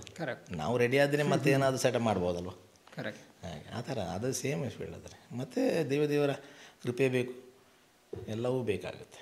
ಹಾಗೆ ನೀವು ತುಳು ಸಿನಿಮಾದಲ್ಲೂ ಕೂಡ ಮಾಡಿದ್ದೀರಿ. ರೂಪೇಶ್ ಶೆಟ್ಟಿ ಅವರ ಮತ್ತು ಗಿರ್ಗಿಟ್ ಆಗಿರ್ಬೋದು, ಬೇರೆ ಬೇರೆ. ಸೊ ನಿಮಗೆ ತುಂಬ ಇಷ್ಟ ಆದಂತಹ ಸಿನಿಮಾ ಯಾವುದು, ಯಾವ ಪಾತ್ರ ಅದರಲ್ಲಿ? ಹೆಚ್ಚಾಗಿ ನನ್ನನ್ನು ತಂದೆ ರೋಲಿಗೆ ಆಯ್ಕೆ ಮಾಡ್ತಾ ಕರೆಕ್ಟ್ ಅಲ್ವಾ. ಆಚೆ ಮತ್ತೊಂದು ಇದರಲ್ಲಿ ಸೂರಜ್ ಬೋಳರ್ ಒಂದು ತುಳು ಪತ್ತೀಸ್ ಗ್ಯಾಂಗ್ ಮಾಡಿದ್ದಾರೆ. ಅದರಲ್ಲಿ ಒಂದು ಫೈನಾನ್ಷಿಯರ್ ಆಗಿ ಮಾಡಿದ್ದಾನೆ. ಅದು ಒಳ್ಳೆ ಸಿನಿಮಾ. ಅದು ಆ ಸಂದರ್ಭ ಯಾಕೆ ಕೊರೋನಾ ಸಂದರ್ಭದಲ್ಲೇ ಬಂದಿದೆ, ಅದಕ್ಕೆ ಮೊದಲು ಬಂದು ನೆನಪಿಲ್ಲ ಈಗ. ಅದು ಒಂದು ಒಳ್ಳೆ ಕ್ಯಾರೆಕ್ಟ್ರಿ. ಮತ್ತು ರೂಪೇಶ್ ಶೆಟ್ಟಿಯವರ ಗಿರ್ಗಿಟಲ್ಲಿ ಪಪ್ಪನ ಪಾತ್ರ ಮಾಡಿದ್ದೀನಿ. ಮತ್ತು ಕಲ್ಜಿಗದಲ್ಲಿ ಒಂದು ಕನ್ನಡ ಮೂವಿಯಲ್ಲಿ ಒಂದು ಊರಿನ ಜಮೀನ್ದಾರಾಗಿ ಮಾಡಿದ್ದೀನಿ ಹೆಚ್ಚಾಗಿ. ಮತ್ತು ಅದರಲ್ಲಿ ಸರ್ಕಾರಿ ಹಿರಿಯ ಪ್ರಾಥಮಿಕ ಶಾಲೆಯಲ್ಲಿ ಒಂದು ಇನ್ಸ್ಪೆಕ್ಟರ್ ಆಗಿ ಬಂದಿದ್ದೀನಿ. ನಾನು ಇಬ್ಬರು ಕೇರಳ ಇನ್ಸ್ಪೆಕ್ಟರ್ಸು, ಒಂದು BOನ ಮತ್ತೊಂದು ಏನೋ 2 ಕ್ಯಾರೆಕ್ಟರ್ ಇರ್ತದೆ. ಅಲ್ಲದರ ಒಂದಲ್ಲಿ ನಾನು ಮಾಡಿದ್ದೀನಿ. ಹಾಗೆ ಖುಷಿ ಇದೆ, ಪಾತ್ರದಲ್ಲಿ ಖುಷಿ ಇದೆ. ನಮಗೆ ಅವಕಾಶ ಸಿಕ್ಕಿದೆ, ಒಂದು ಖುಷಿ ಅಲ್ವಾ. ಸರ್, ಈ ಕ್ಯಾಮರಾ ಮುಂದೆ ಮಾಡುವಾಗ ಯಾವ ರೀತಿ ವ್ಯತ್ಯಾಸ ಇರ್ತದೆ? ಈಗ ಜನಗಳ ಮುಂದೆ ಮಾಡುವಾಗ ಅಲ್ಲಿ ಜನಗಳು ಕಾಣ್ತಾ ಇರ್ತಾರೆ, ಅವರ ರಿಯಾಕ್ಷನ್ ಕಾಣ್ತಾ ಇರ್ತದೆ. ಬಟ್ ಕ್ಯಾಮರಾ ಮುಂದೆ ಮಾಡುವಾಗ ಎಷ್ಟು ಚಾಲೆಂಜಿಂಗ್? ನನಗೆ ನನ್ನ ಮೊದಲ ಸಿನಿಮಾ ಒಂದು ಮೊಟ್ಟೆ ಕಥೆಯಲ್ಲಿ ನಾನು ಫಸ್ಟ್ ಕ್ಯಾಮರಾವನ್ನು ಫೇಸ್ ಮಾಡಿದ್ದು. ಸ್ವಲ್ಪ ನರ್ವಸ್ ಅಂತಲ್ಲ, ನಮಗಿಂತ ದಿಗ್ಗಜರಿರುವಾಗ ಸ್ವಲ್ಪ ನರ್ವಸ್ ಆಗುತ್ತೆ. ಅಲ್ಲಿ ನಮ್ಮ ಹೆಂಡತಿ ಪಾತ್ರ ಮಾಡೋರು ಉಷಾ ಭಂಡಾರಿ. ನಮಗೆ ಗೊತ್ತಿಲ್ಲ ಯಾರು ಅಂತ, ಹೆಂಡ್ತಿದ್ದಾರೆ ಅಂತ ಹೇಳಿದ್ದಾರೆ ಅಲ್ಲಿಂದ. ಆ ಸ್ಪಾಟಲ್ಲಿ ಹೋಗಿ ಅಲ್ಲಿರುವಾಗ ಆ ನಟನೆಗೆ ಆರಂಭ ಮಾಡುವಾಗ ಅಲ್ಲಿ ಇವರು ನಿಮ್ಮ ಹೆಂಡ್ತಿ ಅಂತ ಹೇಳಿದ್ರು. ಆವತ್ತೇ ಬೆವರ್ಲಿಕ್ಕೆ ಸ್ಟಾರ್ಟ್ ಆಗಿದೆ. ಯವ್ವ ಇವ್ರ ಹತ್ರ ಇದ್ರೆ ನಾನು ಗಂಡನಾಗಿ ಮಾಡೋದು. ನಾನು ಮೇಡಮ್ ಹತ್ರ ಹೇಳಿದೆ, ಮೇಡಮು ನಿಮ್ಮ ಹಸ್ಬೆಂಡಾಗಿ ಮಾಡ್ತಾಯಿದ್ದೀನಿ, ಸ್ವಲ್ಪ ಅಡ್ಜಸ್ಟ್ ಮಾಡ್ಕೊಳ್ಳಿ ಅಂತ ಹೇಳಿದ್ದೀನಿ. ಅವರು ಸಪೋರ್ಟ್ ಮಾಡಿದ್ದಾರೆ ಸ್ವಲ್ಪ. ಮತ್ತು ಒಮ್ಮೆ ನಾವು ಫೇಸ್ ಮಾಡಿದಲ್ಲಿ ಮತ್ತೆ ನಮ್ಗೆ ಅನುಭವ ಆಗುತ್ತೆ ಎಲ್ಲ ಸರ್. ನಮ್ಮ ಸರೌಂಡಿಂಗ್ ಜನಗಳು ಇದ್ದರೂ ಕೂಡ ನಾವು ಅದನ್ನು ತಲೆಗೆ ಹಚ್ಕೊಳ್ಬಾರ್ದು. ಯಾಕಂದರೆ ತುಂಬ ಜನ ಇರ್ತಾರೆ, ಅವರು ಏನೋ ಇರಲಿ, ಅದರ ಬಗ್ಗೆ ನಾವು ಅವರಿದ್ದಾರೆ ಹಿಂಜರಿಕೆ ಅಂದರೆ ನಮ್ಮಲ್ಲಿ ನಟನೆಗೆ ತೊಂದರೆ ಆಗುತ್ತೆ 100%.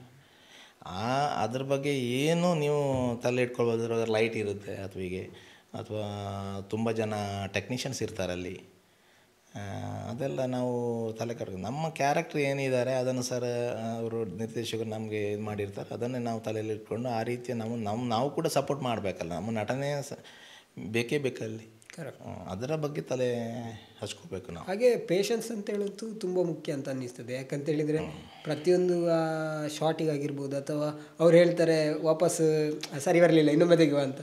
ಸೊ ನೀವು ರೆಡಿ ಇರಬೇಕಾಗ್ತದೆ ಅಂತ ಅದು ಇರ್ತದೆ. ಕೆಲವೊಂದು ಕರೆಕ್ಷನ್ ನಮ್ಮದು ಸ್ವಲ್ಪ ಆಚೀಚೆ ಆದರೆ ಆ ಕಡೆ ಆಪೋಸಿಟ್ನವರು ಕರೆಕ್ಟ್ ಮಾಡಿರ್ತಾರೆ, ಅಥವಾ ಆ ಸೈಡ್ ಇದಾದರೆ ಇಲ್ಲಿ ನಮ್ಮ ಸೈಡಿಂದ ಕರೆಕ್ಟ್ ಇರ್ತದೆ. ಸ್ವಲ್ಪ ಇದು ಇರ್ತಾರೆ, ಅದು ಡೈರೆಕ್ಷನು ಟೀಮ್ ಅವರು ಸೆಟ್ ಮಾಡಿ ಕರೆಕ್ಟ್ ನಮಗಿದು ಮತ್ತು ಎಲ್ಲ ಮಾಡಿ ಕೊಡ್ತಾರೆ. ಅದಾಗೆ ನಿಮ್ಮ ನೆಚ್ಚಿನ ಕನ್ನಡ ಮತ್ತು ತುಳು ಆ್ಯಕ್ಟರ್ ಯಾರು ಸರ್? ಕನ್ನಡದಲ್ಲಿ ನಾನು ಹೆಚ್ಚಾಗಿ ತುಂಬ ಇಷ್ಟ ಆಗಿದೆ ಅವರ ನಟನೆ ಅಂತ ಹೇಳಿ ನನಗೆ, ಅಥವಾ ಪ್ರಭಾವ ಆಗಿದೆ ಅಂತ ಹೇಳೋದು? ನನಗೆ ಸಾಧಾರಣ ನಾನು ಹೆಚ್ಚಿನ ನಟರನ್ನು ನೋಡ್ತೀನಿ. ಫಿದಾ ಅಂತ ಯಾರಿಗೆ ಅಷ್ಟು ಇದು ಮಾಡಲಿಲ್ಲ. ಸಾಧಾರಣ ಎಲ್ಲರ ಕ್ಯಾರೆಕ್ಟರ್ ನಾನು ಸ್ವಲ್ಪ ಫಾಲೋ ಮಾಡ್ತೀನಿ, ಸ್ವಲ್ಪ ನೋಡ್ತೀನಿ. ತುಳುವಲ್ಲಿ ಕೂಡ ಅಷ್ಟೇ. ನಮಗೆ ಅದು ಫಿದಾ ಆಗುವಷ್ಟು ಈಗ ಏಜು ಅಲ್ಲ ಅಲ್ಲ. ಎಲ್ಲ ಫಿಲ್ಮ್ ನೋಡ್ತೀನಿ. ಹೀಗೆ ರಾಜ್ಬಿ ಸರ್ದ ಪ್ರತಿಯೊಂದು ಫಿಲ್ಮ್ ನೋಡ್ತೀನಿ, ರೇಷ್ಮೆ ಸರ್ ನೋಡ್ತೀನಿ, ರಕ್ಷಿ ಶೆಟ್ಟಿಯವ್ರು ನೋಡ್ತೀನಿ, ಮತ್ತು ಇವ್ರದ್ದು ಕಿಚ್ಚ ಇವ್ರದ್ದು ಸುದೀಪ್ ಅವ್ರದ್ದು ನೋಡ್ತೀನಿ, ಎಲ್ಲರೂ ನೋಡ್ತೀನಿ ಸಾಧಾರಣ. ರೂಪೇಶ್ ಶೆಟ್ಟಿಯವ್ರು ನೋಡ್ತೀನಿ, ಹೆಚ್ಚಿನ ನೋಡ್ತೀನಿ. ನಿಮ್ಮ ಸಿನಿಮಾ ಜರ್ನಿ ಯಾವ ಏಜಿಂದ ಪ್ರಾರಂಭ ಆದದ್ದು? 2017 ಒಂದು ಮೊಟ್ಟೆ ಕತೆ ಮೂಲಕ ಅಲ್ಲಿಂದ ಸ್ಟಾರ್ಟ್. ಅದರ ಮೊದಲು ಯಾವುದೇ ಸ್ಕ್ರೀನಲ್ಲಿ ನಾನು ಬರಲಿಲ್ಲ. ಫಸ್ಟ್ ರಂಗಭೂಮಿ ಎಷ್ಟು ನಾಟಕಗಳನ್ನು ಮಾಡಿದ್ದೀರಿ? ನಾನು ಸಾಧಾರಣ ಒಂದು 40-50 ನಾಟಕ ಮಾಡಿದ್ದೀನಿ ಆ ಸಂದರ್ಭದಲ್ಲಿ. ಆವಾಗ ತಂಡಗಳಿದ್ದದ್ದು ಒಂದು ಇವರು ವಿಜಯಕುಮಾರ್ ಕೊಡಿಯಲ್ ಬೇಲ್ರವರ ಒಂದು ತಂಡ, ಮತ್ತು ಕಾಪಿಕಾಡ್ ಸರ್ ಅವರದ್ದೊಂದು ತಂಡ, ಅಷ್ಟೇ, ಬೇರೆ ಅಷ್ಟೇನಿಲ್ಲ. ಮತ್ತು ನಾವೆಲ್ಲ ತಂಡದಲ್ಲಿ ನಾವು ಜಾಯಿನ್ ಆಗಿಲ್ಲ ಆ ಸಂದರ್ಭದಲ್ಲಿ. ಯಾಕೆಂದರೆ ನಮಗೆ ಅದೇ ನಮ್ಮ ಬದುಕು ನೀಗಿಸ್ಲಿಕ್ಕೆ ನಾವು ಅದರಲ್ಲಿ ಡಿಪೆಂಡ್ ಆಗಿ ಭಾಳ ಕಷ್ಟ ಇರ್ತಿತ್ತು. ಮತ್ತು ನೈಟ್ ಲೇಟ್ ಆಗ್ತಿತ್ತು ಶೂಟ್ ಇದೆಲ್ಲ ಶೋ ಎಲ್ಲ ಆಗುವಾಗ, ಬರುವಾಗ 3 ಗಂಟೆ ಎಲ್ಲ ಆಗುತ್ತೆ. ನೆಕ್ಸ್ಟ್ ಡೇ ಕೆಲಸಕ್ಕೆ ಹೋಗಬೇಕಾಗುತ್ತೆ, ಇದೆಲ್ಲ ಡಿಸ್ಟರ್ಬೆನ್ಸ್. ಅದಕ್ಕೆ ನಾನು ಸ್ವಲ್ಪ ದೂರ ಇಟ್ಟೆ ಮದುವೆ ಆದಮೇಲೆ, ಮತ್ತು ಸಿನಿಮಾವನ್ನು ಆಯ್ಕೆ ಮಾಡಿದೆ. ಹಾಗೆ. ಸೊ ಇದನ್ನು ಹವ್ಯಾಸವಾಗಿ ತಗೊಂಡ್ರೆ ಒಳ್ಳೆಯದ ಅಥವಾ ವೃತ್ತಿಯಾಗಿ ತಗೊಂಡ್ರೆ ಒಳ್ಳೆಯದ ಸರ್ ನಿಮ್ಮ ಪ್ರಕಾರ, ಸಿನಿಮಾ ಅಂತ ಹೇಳೋದನ್ನು? ಅದು ವೃತ್ತಿಯಾಗಿ ತಗೊಂಡ್ರೆ ಒಳ್ಳೆಯದು. ಅದರ ಹಿಂದೆ ಹೋಗಲಿಕ್ಕೆ ನಮಗೆ ಪೇಷನ್ಸ್ ಬೇಕು, ತಾಳ್ಮೆ ಬೇಕು, ಒಮ್ಮೆಲೆ ಸಾಧ್ಯ ಇಲ್ಲ 100%. ವೃತ್ತಿಯಾಗಿ ತಗೊಂಡ್ರೆ ಒಳ್ಳೆಯದು. ಹವ್ಯಾಸಕ್ಕೆ ಉಪಯೋಗ ಮಾಡ್ಬೋದು, ಅದೇನು ಅಭ್ಯಂತರ ಏನಿಲ್ಲ. ಆದರೆ ಟೈಮ್ ನಿಮಗೆ ಆ ಕ್ಯಾಲ್ಕುಲೇಷನ್ ಮಾಡ್ಕೊಂಡು ಹೋಗ್ಬೇಕಲ್ವಾ? ಕರೆಕ್ಟ್. ಆಗೋದಿಲ್ಲ ಅದಕ್ಕೆ. ಹಾಗೆ ಒಬ್ಬರು ಈಗ ತಾನು ಒಬ್ಬ ನಟನಾಗಬೇಕು ಅಂತ ಆಸಕ್ತಿ ಇರುವವರು ನಿಮ್ಮ ಪ್ರಕಾರ ಏನು ಮಾಡಬೇಕು ಅಂತ ಅನ್ನಿಸ್ತದೆ? ಮೊದಲನೇದಾಗಿ ಆತ ಜಾಸ್ತಿ ಸಿನಿಮಾಗಳನ್ನು ನೋಡಬೇಕಾ ಅಥವಾ ರಂಗಭೂಮಿಯಿಂದ ಪ್ರಾರಂಭ ಮಾಡಬೇಕಾ? ಹೇಗೆ? ರಂಗಭೂಮಿಯಿಂದ ಪ್ರಾರಂಭ ಮಾಡಿದರೆ ನಿಮಗೆ ಪ್ರಾಕ್ಟಿಕಲ್ ಅನುಭವ ಇರುತ್ತದೆ, ಎಲ್ಲರನ್ನು ಫೇಸ್ ಮಾಡಲಿಕ್ಕೆ ಆಗುತ್ತೆ. ಯಾರು ನಿಮ್ಮ ಹೇಳಿದಿರಲ್ಲ ಅಲ್ಲಿ ಜನ ಇದ್ದಾರೆ ಇಲ್ಲಿ ಜನ, ಅದು ಬರೋದೇ ಇಲ್ಲ. ಅವ ಎಲ್ಲಿದ್ದರೂ ಓಪನ್ ಆಗಿರ್ತಾನೆ. ಮತ್ತು ಈಗಿನ ಕಾಲದ ಜನ್ರೇಷನಿಗೆ ಒಂದು ನಟನಾ ಕೌಶಲ್ಯವನ್ನು ನಾವು ತರಬೇತಿ ತಗೊಳ್ಬೇಕಾಗುತ್ತೆ. ತುಂಬ ಅವಕಾಶಗಳಿದೆ, ಅದು ಮಾಡಬೇಕು. ಎಲ್ಲವನ್ನು ಅದೇ ನಾವು ಎಲ್ಲವನ್ನು ಅಳವಡಿಸ್ಕೊಂಡ್ರೆ ನಮ್ಮ ಕಲೆಯನ್ನು ಹೊರಗಡೆ ತೋರಿಸ್ಬೋದು. ಇವನ್ ಈಗ ಫಿಲ್ಮ್ ಇದರಲ್ಲೂ ಕೂಡ ಡಿಪ್ಲೊಮಾ ಬಂದಿದೆ, ಇವನ್ ಬೇರೆ ಬೇರೆ ಕೋರ್ಸ್ಗಳು ಬಂದಿದೆ. ಟೆಕ್ನಿಕಲ್ ಆಗಿ ತುಂಬ ಇದೆ. ಟೆಕ್ನಿಕಲ್ ಆಗಿ ತುಂಬ ಇದೆ, ಅದನ್ನು ಕಲಿಬೋದು. ಯಾರಿಗೂ ಒಬ್ಬ ಟೆಕ್ನಿಕಲ್ ಕೋರ್ಸ್ ಹೋದರೆ ಮಾಡು, BGM ಆಗಲಿ ಅಥವಾ ಎಡಿಟಿಂಗ್ ಆಗಲಿ ಅಥವಾ ತುಂಬ ಕೋರ್ಸಸ್ ಇದೆ. ನಟನ ಇದು ಸಂಬಂಧಪಟ್ಟಿದ್ದಕ್ಕೆ ನಟನಾ ಕೌಶಲ ಅದೇ ತರಬೇತಿಯನ್ನು ಪಡ್ಕೊಂಡ್ರೆ ಒಳ್ಳೆಯದು. ನೀವು ಫುಲ್ ಇನ್ನೊಂದು ಈ ನೀನಾಸಂ ಇದೆ, ಕರೆಕ್ಟ್, ಮತ್ತು ರಂಗಾಯಣ ಇದೆ, ಇನ್ನು ಬೇರೆ ಅನ್ನೋದು ಏನಿದೆ. ಎಷ್ಟು ಆರ್ಟಿಸ್ಟ್ ಜೆನ್ಯೂನ್ ಆಗಿದ್ದಾರೆ, ನಮಗೆ ಪರಿಚಯರು ತುಂಬ ಇದ್ದಾರೆ. ಈಗ ಮೊನ್ನೆ ಅವರು ಭಾನು ಅವರು ತರಬೇತಿ ಪಡೆದವರು, ಒಳ್ಳೆ ಕ್ಯಾರೆಕ್ಟರ್ ನೋಡಿ ಹೇಗೆ ಪ್ರೆಸೆನ್ಸ್ ಮಾಡಿದ್ದಾರೆ ಅವರು. ಹಾಗೆ ತುಂಬ ಇದ್ದಾರೆ. ವಿದ್ಯುತ್ ಚಿಲಾಗಲಿ ಮತ್ತು ಅವಿನಾಶ್ ರೈ ಇದ್ದಾರೆ, ಅವರು ಈಚೆ ಪುತ್ತೂರಿನವ್ರಿಗೆ ಮೋಸ್ಟ್ಲಿ ಅವಿನಾಶ್ ರೈ ಎಲ್ಲ. ಕರೆಕ್ಟ್, ತುಂಬ ಜನ ಇದ್ದಾರೆ. ಅಂದರೆ ನನಗನ್ಸೋದು ಏನು ಅಂತ ಹೇಳಿದರೆ, ತುಂಬ ಜನ ಇಂತಹ ಕಲಾವಿದರು ಅಂದರೆ ತೆರೆಮರೆಯಲ್ಲಿ ತುಂಬ ಜನ ಇನ್ನೂ ಕಲಾವಿದರು ಸಾಕಷ್ಟು ಜನ ಒಳ್ಳೆ ಅಭಿನಯ ಮಾಡುವವರಿದ್ದಾರೆ ಅಂತ. ಬಹುಶಃ ಇಂಥ ಮೂವಿ ಬಂದಾಗ ಸೂಫ್ರಮ್ ಮೂವಿ ಯಾಕೆ ಇಂಪಾರ್ಟೆಂಟ್ ಅಂತ ಅನ್ನಿಸ್ತದೆ ಅಂತ ಹೇಳಿದರೆ, ಇಂತಹ ತೆರೆಮರೆಯ ಹೊಸ ಕಲಾವಿದರನ್ನು ಪರಿಚಯಿಸುವಲ್ಲಿ ಹೊಸ ಕಲಾವಿದರನ್ನು ಪರಿಚಯಿಸ್ತಾರೆ. ಅದೇ ಹೇಳಿದಲ್ಲ, ರಾಜ್ಬಿ ಸರ್ ಇದ್ದಾರಲ್ಲ, ಅವರು ಹಲವು ಎಷ್ಟೋ ಕಲಾವಿದರ ಅವರು ಇದು ಮಾಡಿದ್ದಾರೆ, ಡೆವಲಪ್ ಮಾಡಿದ್ದಾರೆ ರಾಜ್ಬಿ ಸರ್. ನಮ್ಮಂಥ ತುಂಬ ನನಗೆ ಒಂದು ಮೊಟ್ಟೆ ಕಥೆಯಲ್ಲಿ ಅವಕಾಶ ಸಿಕ್ಕಿದೆ ಅಂದರೆ ಅದರಲ್ಲೇ ಹೆಚ್ಚಿನವರು ಅದರಲ್ಲೇ ಇದ್ದವರೇ ಇದರಲ್ಲಿದ್ದಾರೆ. ಇವಾಗ ತುಂಬ ಡೆವಲಪ್ ಮಾಡಿದ್ದಾರೆ ಅವರು. ಅವಕಾಶ ಕೊಟ್ಟಿದ್ದರಿಂದಲೇ ನಮಗೆ ಇದೆಲ್ಲ ಸಾಧ್ಯವಾಯಿತು ಈ ವೇದಿಕೆ ಬರಲಿಕ್ಕೆ. ಹಾಗೆ ನೀವು ರಾಜ್ಬಿ ಶೆಟ್ಟಿಯವರನ್ನು ಹತ್ತಿರದಿಂದ ಕಂಡವರು ತುಂಬ. ಸೊ ಹಾಗಾಗಿ ಹೇಗಿರ್ತಾರೆ ಅವರು? ಡೈರೆಕ್ಷನ್ನ ವಿಷಯ ಬಂದಾಗ ಯಾವ ರೀತಿ? ಅವರು ಎಲ್ಲ ವಿಷಯದಲ್ಲೂ ಪರ್ಫೆಕ್ಟ್ ಪರ್ಸನ್. ಅವರು ಹೀಗೆ ಸೆಟ್ಟಲ್ಲಿರುವಾಗ ಓಪನ್ ಇರ್ತಾರೆ, ನಮ್ಮ ಫ್ಯಾಮಿಲಿ ಥರನೇ ಇರ್ತಾರೆ. ಆದರೆ ಅವರ ಕರ್ತವ್ಯ, ಅವರ ಕಲ್ಪನೆಯನ್ನು ಬಿಟ್ಟು ಕೊಡೋದಿಲ್ಲ. ಅವರ ಸಿಸ್ಟಮ್ ಹಾಕಿದ್ದಾರೆ, ಅದು ಕರೆಕ್ಟ್ ಹೌದು. ಯಾಕೆಂದರೆ ನಾವು ಕೂಡ ನಮ್ಮ ಎಷ್ಟು ಎಫರ್ಟ್ ಉಂಟು ಅದನ್ನು ಅವ್ರಿಗೆ ನಾವು ಕೊಡಬೇಕಾಗತ್ತೆ. ಕರೆಕ್ಟ್, ಅವರಿಗೆ ಹೊಂದಾಣಿಕೆ ಮಾಡಿಕೊಂಡು ಹೋಗಬೇಕಾಗತ್ತೆ. ಕತೆಗೆ ಪೂರಕವಾಗಿ ಅವರದ್ದು ಕಲ್ಪನೆ ಇದೆಯಲ್ವಾ, ಕರೆಕ್ಟ್, ಅದಕ್ಕೆ ತಕ್ಕಂತೆ ಹೋಗಬೇಕಾಗುತ್ತೆ. ಹಾಗೆ ಒಂದು ವಿಷಯ ಕೇಳಬೇಕು ಸರ್, ನಮ್ಮ ತುಳುನಾಡು ಹಾಗೆ ಕರಾವಳಿಯವರಾದ ಕಾರಣ ಕೇಳುವಂಥದ್ದು, ಎಷ್ಟೋ ಸಲ ಕೇಳ್ತೇವೆ ನಾವು, ತುಳು ಮೂವಿಗೆ ಥಿಯೇಟ್ರ್ ಸಿಕ್ಕೋದಿಲ್ಲ ಅಂತ. ಇದು ಹೌದಾ ಅಂತ? ಅಂದರೆ ತುಳು ಒಂದು ಪ್ರೇಕ್ಷಕರೊಂದು ಬೇರೆಯೇ ಇದ್ದಾರೆ. ಥಿಯೇಟ್ರ್ ಸಿಗುವುದಿಲ್ಲ ಅಂತಿಲ್ಲ. ಈಗ ತುಳುಗೆ ಎಷ್ಟು ಸಿಕ್ಕಿದೆ, 100 Days ಹೋದ ತುಳು ಸಿನಿಮಾ ಎಷ್ಟು ಇದೆ. ತುಳು ಪ್ರೇಕ್ಷಕರಂದರೆ ತುಳು ಅಂದರೆ ನಮ್ಮ ಎಲ್ಲರ ಮನೆ ಎಲ್ಲ ನೋಡ್ತಾರಲ್ವ, ಕಂಟೆಂಟ್ ಸರಿ ಇರಬೇಕು. ಕಂಟೆಂಟ್ ಒಳ್ಳೆದಿದ್ದರೆ ನಿಮ್ಮ ತುಳು ಎಷ್ಟು ಜನ ಗಿರ್ಗಿಟ್ ಹೇಗಾಗಿತ್ತು ಕರೆಕ್ಟ್ ಅಲ್ವಾ. 100 Days ಮತ್ತು ಇವ್ರದ್ದು ಮೊನ್ನೆ ವಿನೆಸ್ ಇವ್ರದ್ದೊಂದು ಹೆಚ್ಚಿಗೆ ಬಂದಿತ್ತಲ್ಲ, ಫ್ಯಾಮಿಲಿ ಹೆಸರು ಇತ್ತದರ, ಅದು ಕೂಡ 100 Days ಆಗಿದೆ. ಕಂಟೆಂಟ್ ನಾವು ಒಳ್ಳೇದು ಕೊಟ್ಟರೆ ಈಗ ತುಳು ಅದು ಅಂತ ಇಲ್ಲ, ಎಲ್ಲರೂ ಬರ್ತಾರೆ 100%. ಥಿಯೇಟ್ರ್ ಸಿಗ್ತದೆ. ಥಿಯೇಟ್ರ್ನವ್ರಿಗೆ ಏನು ಅವ್ರದ್ದು ಇದು ಕಂಫರ್ಟ್, ಅವರ ಥಿಯೇಟ್ರ್ ಫುಲ್ ಆದರೆ ಆಯಿತು. ಒಳ್ಳೆ ಸಿನಿಮಾ ಬಂದರೆ ಕೊಡ್ತಾರಲ್ಲ, ಅವರು ಕೊಡೋದಿಲ್ಲ ಅಂತ ಹೇಳಿ ಕೊಡ್ತಾರೆ. ಈಗ ನಾವು ಈ ಸೂಫ್ರಮ್ ಸೋ ಗಮನಿಸಿದರೆ ಎಷ್ಟೋ ಹಿಂದಿ ಚಿತ್ರಗಳು ಕೂಡ ಒಟ್ಟಿಗೆ ಬಂದಿದೆ. ಬಟ್ ಇದಕ್ಕೆ ಯಾಕೆ ಜಾಸ್ತಿ ಸಿಕ್ಕಿತ್ತು ಅಂತ ಹೇಳಿದರೆ ಜನಗಳ ಬೇಡಿಕೆ ಬೇಡಿಕೆ ಅಷ್ಟುಂಟು. ಮೊನ್ನೊಬ್ಬರು ಇವರು ನಮ್ಮ ಚಲನಚಿತ್ರ ಮಂಡಳಿಯ ಇವರು ಪ್ರೆಸಿಡೆಂಟ್ ಹೇಳಿದರು, ಒಂದು ವಿಡಿಯೋ ಕ್ಲಿಪ್ಪಿಂಗ್ ಬಂದಿತ್ತಲ್ವ. ಯಾಕೆಂದರೆ ನಾವು ಈ ಸೂಫ್ರಮ್ ಶೋದಲ್ಲಿ ಏನಿದೆ, ಒಂದು ಸ್ಕೂಟ್ರ್ ಇದೆ, ಒಂದು ಅಂಬಾಸಿಡರ್ ಇದೆ ಹೇಳ್ತಾರೆ ಅವರು. ನಮಗೆ ಆನ್ಲೈನ್ ಫುಲ್ ಬುಕ್ ಇದೆ, ನಾವು ಹೇಗೆ ಥಿಯೇಟ್ರ್ ಬೇರೆ ಇದಕ್ಕೆ ಕೊಡಲಿ ಅಲ್ವಾ? ಕರೆಕ್ಟ್ ಅಲ್ವಾ? ಕರೆಕ್ಟ್, ಅದು ಸತ್ಯದ ಮಾತಲ್ವಾ. ಥಿಯೇಟ್ರ್ ಫುಲ್ ಆಗಬೇಕು, ಅದನ್ನು ಹೇಗೆ ತೆಗೆಯುದು ಸರ್? ಎಲ್ಲ ಜನರ ಬೇಡಿಕೆ ಅಷ್ಟೇ ಇದೆ. ಕರೆಕ್ಟ್. ಹಾಗಾಗಿ ನೀವು ಒಳ್ಳೆಯ ಕಥೆಯನ್ನು ತಗೊಂಡು ಬಂದರೆ ಖಂಡಿತವಾಗಿಯೂ ಪ್ರೇಕ್ಷಕ 100% ರಿಸೀವ್ ಮಾಡ್ತಾನೆ. ಅದು 100%. ಅದರಲ್ಲಿ ಕ್ಯಾರೆಕ್ಟರ್ ಅವನ ಹೀರೋ ಅದನ್ನು ನೋಡೋದಿಲ್ಲ, ಯಾರೂ ನೋಡೋದಿಲ್ಲ 100%.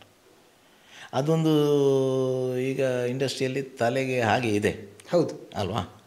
ಒಂದು ಒಳ್ಳೆಯ ಸ್ಟಾರನ್ನು ಹಾಕಿ ಮಾಡಿದೆ, ಅವನ ಅಭಿಮಾನಿಗಳು ಅವರು ನೋಡ್ತಾರೆ, ಅದು ನಮಗೆ ಇನ್ಕಮ್ ಆಗುತ್ತೆ ಅಂತ. ಅದನ್ನು ಯಾಕಂದರೆ ಲಾಸ್ ಆಗಬಾರ್ದು ಯಾರಿಗೂ. 100% ಕಾಸು ಅವನಿಗೆಲ್ಲ ಸಿಗಲೇಬೇಕಲ್ಲ, ಅದಕ್ಕೋಸ್ಕರ ಅವರ ಮೈಂಡೆಲ್ಲ ಆಗಿದೆ. ಆದರೆ ಇದರಿಂದ ಅವರಿಗೆ ಸ್ವಲ್ಪ ಅನುಭವ ಆಗಿರ್ಬೋದು. ಕಂಟೆಂಟ್ ಒಳ್ಳೆ ಕೊಟ್ಟರೆ ನಾವು ಯಾರು ಬೇಡ, ಕಂಟೆಂಟೇ ಹೀರೋ. ಕರೆಕ್ಟ್. ಯಾಕಂತ ಹೇಳಿದರೆ ಈ ಒಂದು ಸಿನಿಮಾದ ಹಿಂದೆ ಎಷ್ಟೋ ಜನರ ಪರಿಶ್ರಮ ಇರ್ತದೆ, ಎಷ್ಟೋ ಕಲಾವಿದರ ಜೀವನ ನಡೀತಾ ಇರ್ತದೆ. ಅದಿದೆ ಸರ್, ಖಂಡಿತ ಇದೆ, ತುಂಬ ಇದೆ. ಅದು ನಾವು ಅಲ್ಲಿ ಪ್ರಾಕ್ಟಿಕಲ್ ನೋಡಿದಾಗ ನಮಗೆ ಬರೀ ಪರದೆಯಲ್ಲಿ ನೋಡುವಾಗ ಅದು ಗೊತ್ತಾಗೋದಿಲ್ಲ. ಬಟ್ ನಿಮಗೆ ಗೊತ್ತುಂಟು ಆ ಶೂಟಿಂಗ್ ಮಾಡುವಾಗ ಎಷ್ಟು ಜನ ಇರ್ತಾರೆ, ಎಷ್ಟು ಪರಿಶ್ರಮ ಇರ್ತದೆ. ಅದರ ಕಷ್ಟ ನಮಗೆ ಖಂಡಿತ ಇದೆ, ಗೊತ್ತಿದೆ ಸರ್. ಯಾಕಂತ ಹೇಳಿದರೆ ಆಸ್ಪಾಸ್ ಅವರೆಲ್ಲ ಎಷ್ಟು ಟೆಕ್ನಿಷಿಯನ್ಸ್ ಎಷ್ಟು ಕಷ್ಟಪಡ್ತಾರೆ. ನಮಗೆ ಸೂಪರ್ಸೋದಲ್ಲಿ ಎಷ್ಟು ಟೆಕ್ನಿಷಿಯನ್ಸ್ ಇದ್ದರು, ಆ ಮಳೆ ಬಂದು ಒದ್ದಾಡಿದ ಸ್ಥಿತಿ ನಮಗೆ ಗೊತ್ತಿದೆ. ನಾವು ಅಲ್ಲಿ ಇರ್ತೀವಲ್ಲ ಸ್ಪಾಟಲ್ಲಿ, ಇದು ನಮಗೆ ಸ್ಕ್ರೀನಿಗೆ ನೋಡಲಿಕ್ಕೆ ತುಂಬ ಸುಲಭ. ಒಂದು 200 ರೂಪಾಯಿ ಕೊಟ್ಟು ನೋಡೋದಂದರೆ ಖುಷಿ, ಅದು ಒಳ್ಳೆಯದಾಗಿದ್ದರೆ ಬೈಯೋದು ಅದಲ್ಲ. ಆ ಕಷ್ಟ ಅದರಲ್ಲಿ ಹಾಗೂ ಎಷ್ಟು ಜನ ರಾತ್ರಿ ಹಗಲು ನಿದ್ದೆ ಇಲ್ಲ ಅವರಿಗೆ. ಎಲ್ಲ ಟೆಕ್ನಿಷಿಯನ್ ಅವನು ಅಂತಲ್ಲ, ನಮಗೆ ಚಾ ತಿಂಡಿ ಕೊಡುವ ಇವರು ಇದ್ದಾರೆ ಪಾಪ, ಅಲ್ಲಿ ಕಾರ್ಮಿಕರು ಇದ್ದಾರೆ, ಅವ್ರನ್ನ ನಮಗೆಲ್ಲ ಎಷ್ಟು ಸಪೋರ್ಟ್ ಮಾಡ್ತಾರೆ ಗೊತ್ತಾ. ಹಾಗಾಗಿ ಒಂದು ಸಿನಿಮಾ ಗೆಲ್ತದೆ ಅಂತಾದರೆ, ಗೆದ್ದಿತು ಅಂತಾದರೆ ಅದರ ಹಿಂದಿನ ಪರಿಶ್ರಮ ಸಾಕಷ್ಟು ತುಂಬ ಇದೆ. ಅದು ಕಣ್ಣಾರೆ ನೋಡಬೇಕು. ಯಾರು ಹಾಗೆ ಜನಗಳಿಗೆ ಅಲ್ಲಿ ಸಿನಿಮಾ ಸೆಟ್ಟಿಗೆ ಬಂದು ಕಣ್ಣಾರೆ ನೋಡಲಿಕ್ಕೆ ಆಗಲಿಕ್ಕಿಲ್ಲ. ಯಾಕೆ ಅಷ್ಟು ಇದಾಗುತ್ತೆ, ಅರ್ಥ ಆಯ್ತಾ? ನಾವು ಕಣ್ಣಾರೆ ನೋಡಿದವರು ಸಿನಿಮಾ ಸೆಟ್ಟಲ್ಲಿ ಎಲ್ಲ ಬಹಳಷ್ಟು ಡೈರೆಕ್ಟ್ ಇವರು ನಿರ್ದೇಶಕರು ಸಹ ಸಫರ್ ಆಗಿರ್ತಾರೆ. ಅವರು ಅಷ್ಟು ಇದಿರ್ತದೆ, ಟೆನ್ಷನ್ ಅದು ಇದು ಮಾನಿಟರ್ ಮಾಡಬೇಕು, ಟೆಕ್ನಿಷಿಯನ್ ಎಲ್ಲ. ಅದರಲ್ಲೂ ನನಗೆ ಆಶ್ಚರ್ಯ ಅನಿಸಿದ್ದು ಸೂಫ್ರಮ್ ಶೋದಲ್ಲಿ ಅವರೇ ನಿರ್ದೇಶಕರು, ಅವರೇ ಮತ್ತೆ ಆ್ಯಕ್ಟಿಂಗ್ ಮಾಡಬೇಕು. ಅದು ಒಂದು ತುಂಬ ಚಾಲೆಂಜಿಂಗ್ ಆಗಿರ್ತದೆ ಅಂತ ಅನ್ನಿಸ್ತದೆ. ಚಾಲೆಂಜಿಂಗ್ ಅಲ್ಲ, ಅದು ಪ್ಲಸ್ ಆಗಿದೆ. ಯಾಕೆಂದರೆ ಅವರು ಆ ಸ್ಕ್ರಿಪ್ಟಲ್ಲಿ ಆ ಕಥೆಯಲ್ಲಿ ಆಳವಾಗಿ ಇದು ಮಾಡಿದವರು, ಅವ್ರಿಗೆ ಗೊತ್ತಿದೆ ಹೇಗೆ ಮಾಡಬೇಕು ಅಂತ. ಮತ್ತೊಬ್ಬನಿಗೆ ಅದು ಮಾಡಿಸ್ಬೇಕಲ್ವ. ಕರೆಕ್ಟ್. ಇವರು ಅದರ ಬಗ್ಗೆ ಅದು ಮಾಡಲಿಲ್ಲ. ಮಿಕ್ಕಿದ ಕ್ಯಾರೆಕ್ಟ್ರನ್ನು ಅವ್ರಿಗೆ ಗೊತ್ತಿರ್ತದೆ, ಯಾವ ಕ್ಯಾರೆಕ್ಟ್ರಿಗೆ ಯಾರನ್ನು ಹಾಕಿದರೆ ಯಾವ ಮಾಡ್ತಾರೆ. ಅವರು ಅಷ್ಟು ಸೂಕ್ಷ್ಮವಾಗಿ ಅದನ್ನು ಅವಲೋಕಿಸೋದನ್ನು ಚಾಯ್ಸ್ ಮಾಡಿದ್ದಾರೆ. ನೋಡಿದೆ ದೀಪಕ್ ರೈ, ಬಾನಾಜೆ ಅವರ ಒಂದು ಕ್ಯಾರೆಕ್ಟರ್ ನೋಡಿ, ಡಿಫ್ರೆಂಟ್ ಟೈಪ್ ಇಲ್ವಾ. ಕರೆಕ್ಟ್. ಇವರು ಮೈಮ್ ರಾಮದಾಸ್ ಅವ್ರದ್ದು, ಮತ್ತು ನಮ್ಮ ಅರ್ಜುನ್ ಜನ್ಯ ಅವ್ರದ್ದು, ಹಾಗೆ ಇವ್ರದ್ದು ಇದೆಯೇ. ರವಿ ಅಣ್ಣ ಅವರು ಮಾಡಿದ, ಅವರಿಗೆ ಅದೇ ಥರ ಬಾಡಿ ಇದೆ, ಅವರು ಕೂಡ ಅದೇ. ಮತ್ತು ರಾಜೀವ್ ಸರ್ದು ಒಂದು ಕ್ಯಾರೆಕ್ಟರ್, ಎಲ್ಲವನ್ನು ಸೂಕ್ಷ್ಮವಾಗಿ ಇವ್ರು ಮಾಡಿದ್ದಾರೆ. ಆ ಕ್ಯಾರೆಕ್ಟರ್ ತಕ್ಕಂತೆ ಆಯ್ಕೆ ಮಾಡಿದ್ದಾರಲ್ವ. ನಾವು ಆ್ಯಕ್ಚುಲಿ ಇದರಲ್ಲಿರೋ ಕಲಾವಿದರನ್ನೆಲ್ಲ ನಾವು ತುಳು ಮೂವಿಯಲ್ಲಿ ತುಂಬ ಸಲ ನೋಡ್ತಾ ಇರೋರು ಅಂತ, ಹಾಗಾಗಿ ಅದೊಂದು ಖುಷಿ. ಬಟ್ ಕರ್ನಾಟಕಕ್ಕೆ ಇವರು ಹೊಸ ಮುಖಗಳ ಥರ ಪರಿಚಯ ಆಗಿದ್ದಾರೆ. ಬಟ್ ಈಗಾಗಲೇ ಅನೇಕ ಪ್ರಕಾಶ್ ತುಮಿನಾಡ್ ನೋಡಿ, ಅವರು ಕೂಡ ಒಂದು ಡಿಫ್ರೆಂಟ್ ಕ್ಯಾರೆಕ್ಟರ್, ಎಲ್ಲರೂ ಒಂದು ಡಿಫ್ರೆಂಟ್ ಕ್ಯಾರೆಕ್ಟರನ್ನು ತೋರಿಸ್ತಾರೆ. ಮತ್ತು ನಿರ್ದೇಶಕರು ನೋಡಿ, ಯಾರಿಗೂ ಕೂಡ ಬಿಲ್ಡಪ್ ಹೆಚ್ಚು ಕೊಟ್ಟಿಲ್ಲ, ಎಲ್ಲರಿಗೂ ಒಂದೇ ರೀತಿ ನೋಡಿದ್ದಾರೆ ಅವರು. ಎಲ್ಲ ಪಾತ್ರಗಳು ಇಂಪಾರ್ಟೆಂಟ್. 2-3 ಪಾತ್ರಗಳಲ್ಲಿ ಮಾತ್ರ ಅವರು ಮಾಡಿದ್ದಾರೆ ಹೊರತು ಬಾಕಿ ಎಲ್ಲ ಸಮಾನತೆಯನ್ನು ನೋಡಿದ್ದಾರೆ ಅವರು. ಎಲ್ಲರಿಗೂ ಇದರಲ್ಲಿ ಸ್ಕೋಪ್ ಇದೆ, ಎಲ್ಲ ಪಾತ್ರಗಳು ಇಂಪಾರ್ಟೆಂಟ್, ಒಂದು ಬಿಟ್ಟೊಂದು ಇರಲಿಕ್ಕೆ ಸಾಧ್ಯ ಇಲ್ಲ. ಹೌದೌದು, ಕರೆಕ್ಟ್. ಈ ಹಾಡಿನ ಬಗ್ಗೆ ಹೇಳೋದಾದರೆ ಅದು ಹೇಗೆ ಸರ್? ಅದು ಎಷ್ಟು ಸಮಯ ಶೂಟಿಂಗ್ ಆಯಿತು? ಎಂತ ಸರ್, ಹಾಡಿನ 4 ದಿವಸ ಶೂಟ್ ಮಾಡಿದ್ದೀವಿ, ಎಲ್ಲ ನೈಟೇ. ನಮಗೆ ನಿದ್ದೆನೇ ಇಲ್ಲ. ನಾವು ಈ ನೈಟ್ ಶೂಟ್ ಬೇರೆ ಥಿಯರಿ ಪಾರ್ಟ್ ಆದರೆ ನಮಗೆ ಅಲ್ಲಿ ಕೂತು ಒಬ್ಬರ ಶೂಟ್ ಆಗುವಾಗ ನಾವು ಸ್ವಲ್ಪ ಎಲ್ಲೋ ಮೂಲೆಯಲ್ಲಿ, ಅದರಲ್ಲೂ ನಿಮ್ಮ ಸ್ಟೆಪ್ಗಳನ್ನು ನೋಡ್ತಾ ಇದ್ದೀವಿ. ಹೌದು, ಅದರೊಬ್ಬ ನಮ್ಮದು ಇವರಿದ್ದಾರೆ ಕೊರಿಯೋಗ್ರಫಿಯವರು, ವಿನಾಯಕ್ ಆಚಾರ್ಯ ಅಂತ, ಒಳ್ಳೇದು ಮಾಡಿದ್ದಾರೆ. ನಮ್ಗೆ ಅದಕ್ಕೆ ಮೊದಲು ಪ್ರಾಕ್ಟೀಸ್ ಕೊಟ್ಟಿದ್ದಾರೆ ಅವರು. ಇಲ್ಲಿಂದ್ರೆ ಅಷ್ಟು ನೀಟಾಗಿ ಬರಲಿಕ್ಕೆ ಆಗಲ್ಲ ನಮ್ಗೆ. ನಾವು ಡ್ಯಾನ್ಸ್ ಮಾಡುವವರ, ಅದಕ್ಕೆ ಕೇಳಿ ಈ ರವಿಯಣ್ಣೆಲ್ಲ ಡ್ಯಾನ್ಸ್ ಮಾಡುವವರ ಇವರೆಲ್ಲ, ಅಷ್ಟು ನಮಗೆ ಅದನ್ನು ಸೆಟಪ್ ಮಾಡಿ ಕೊಟ್ಟಿದ್ದಾರೆ. ಅದೊಂದು ಒಳ್ಳೆ ಟೋಟಲ್ 4 ದಿನ ಇತ್ತು. 4 ದಿವಸ ನೈಟ್ ಇತ್ತು, ಫುಲ್ ನೈಟ್. ನಿಮಗೆ ಒಂದು 5 ಗಂಟೆ ಸೆಟ್ ಸ್ಟಾರ್ಟ್ ಮಾಡಿದ್ರೆ ಬೆಳಿಗ್ಗೆ 6-6 ತನಕ ಇರ್ತದೆ ಕಂಟಿನ್ಯೂ. ನೋಡಿ ಎಷ್ಟು ಸಿನಿಮಾದಲ್ಲಿ ಎಷ್ಟು ಬಂದಿದೆ, 1-2 ನಿಮಿಷ 3 ನಿಮಿಷ ಬಂದಿರ್ಬೋದು ಅಷ್ಟೇ. 4 ದಿವಸ ನೈಟ್ ಮಾಡಿದೆ. ಫುಲ್ಲು ಜನ ಇದ್ರು, ಟೋಟಲಿ ಫುಲ್ಲು ಜನ ಬೇಕಲ್ವ, ಫಂಕ್ಷನ್ ಅದು. ಹೌದು. ಮತ್ತು ಸಿನಿಮಾದಲ್ಲಿ ನಮ್ಮ ಊರಿನ ಒಂದು ಇದನ್ನು ತೋರಿಸಿದ್ದಾರೆ, ಒಂದು ಏರಿಯಾ ಕಲ್ಚರ್ ಲೊಕೇಶನ್, ಒಂದು ಹಳ್ಳಿಯ ಒಂದು ವಾತಾವರಣದಲ್ಲಿ ಕೊಡಿಸ್ತಾರೆ. ಮತ್ತು ಮನೆಯಲ್ಲಿ ಆಗುವಂಥ ನಮ್ಮದು ಕಾರ್ಯಕ್ರಮ, ಡೆತ್ ಆಗಿ ಅದರ ಒಂದು 13 ದಿವಸ ಕಾರ್ಯ ಮಾಡುವ ಸಮಯದಲ್ಲಿ ಏನೆಲ್ಲ ಅನ್ನೋದನ್ನು ಬಿಂಬಿಸಿದ್ದಾರೆ. ಮದುವೆ ಕಾರ್ಯಕ್ರಮ ಬಿಂಬಿಸಿದ್ದಾರೆ, ಎಲ್ಲವೂ ಇದೆ ಕೆಲಸ ಸಾಧಾರಣ. ಹಾಗೆ ಅದರಲ್ಲಿ ಹೈಲೈಟ್ ಆದದ್ದೇ ಆ ಭಾವರು, ಅವರ ಹಾಡು, ಅವರ ಇದು ಕ್ಯಾರೆಕ್ಟರ್. ಅವರು ಕೂಡ ಒಂದು ಕುಡಿತದ, ಅವರು ದೀಪಕ್ ಅವರೆಲ್ಲ ಕುಡಿತದ ಪಾಠಲ್ಲಿ ನಂಬರ್ 1 ಅವರೆಲ್ಲ. ಕರೆಕ್ಟ್. ನಾವು ತುಳು ನಾಟಕ ಆಗಿರ್ಬೋದು, ಹೈಯೆಸ್ಟ್ ಅವರಿಗೆ ಆ ಪಾತ್ರಕ್ಕೆ ತುಂಬ ಸೂಟ್ ಆಗುವಂಥ. ಕರೆಕ್ಟ್ ನೀವು ಹೇಳಿ. ಈ ಸೂಫ್ರಮ್ ಶೋದಲ್ಲಿ ರಾಜ್ಬಿ ಶೆಟ್ಟಿ ಅವರು ಸಹಾಯ ಮಾಡ್ತಾ ಇದ್ರು ನಿರ್ದೇಶನಕ್ಕೆ, ಅಥವಾ ತಮ್ಮ ಆ್ಯಕ್ಟಿಂಗ್ ಮಾಡಿ?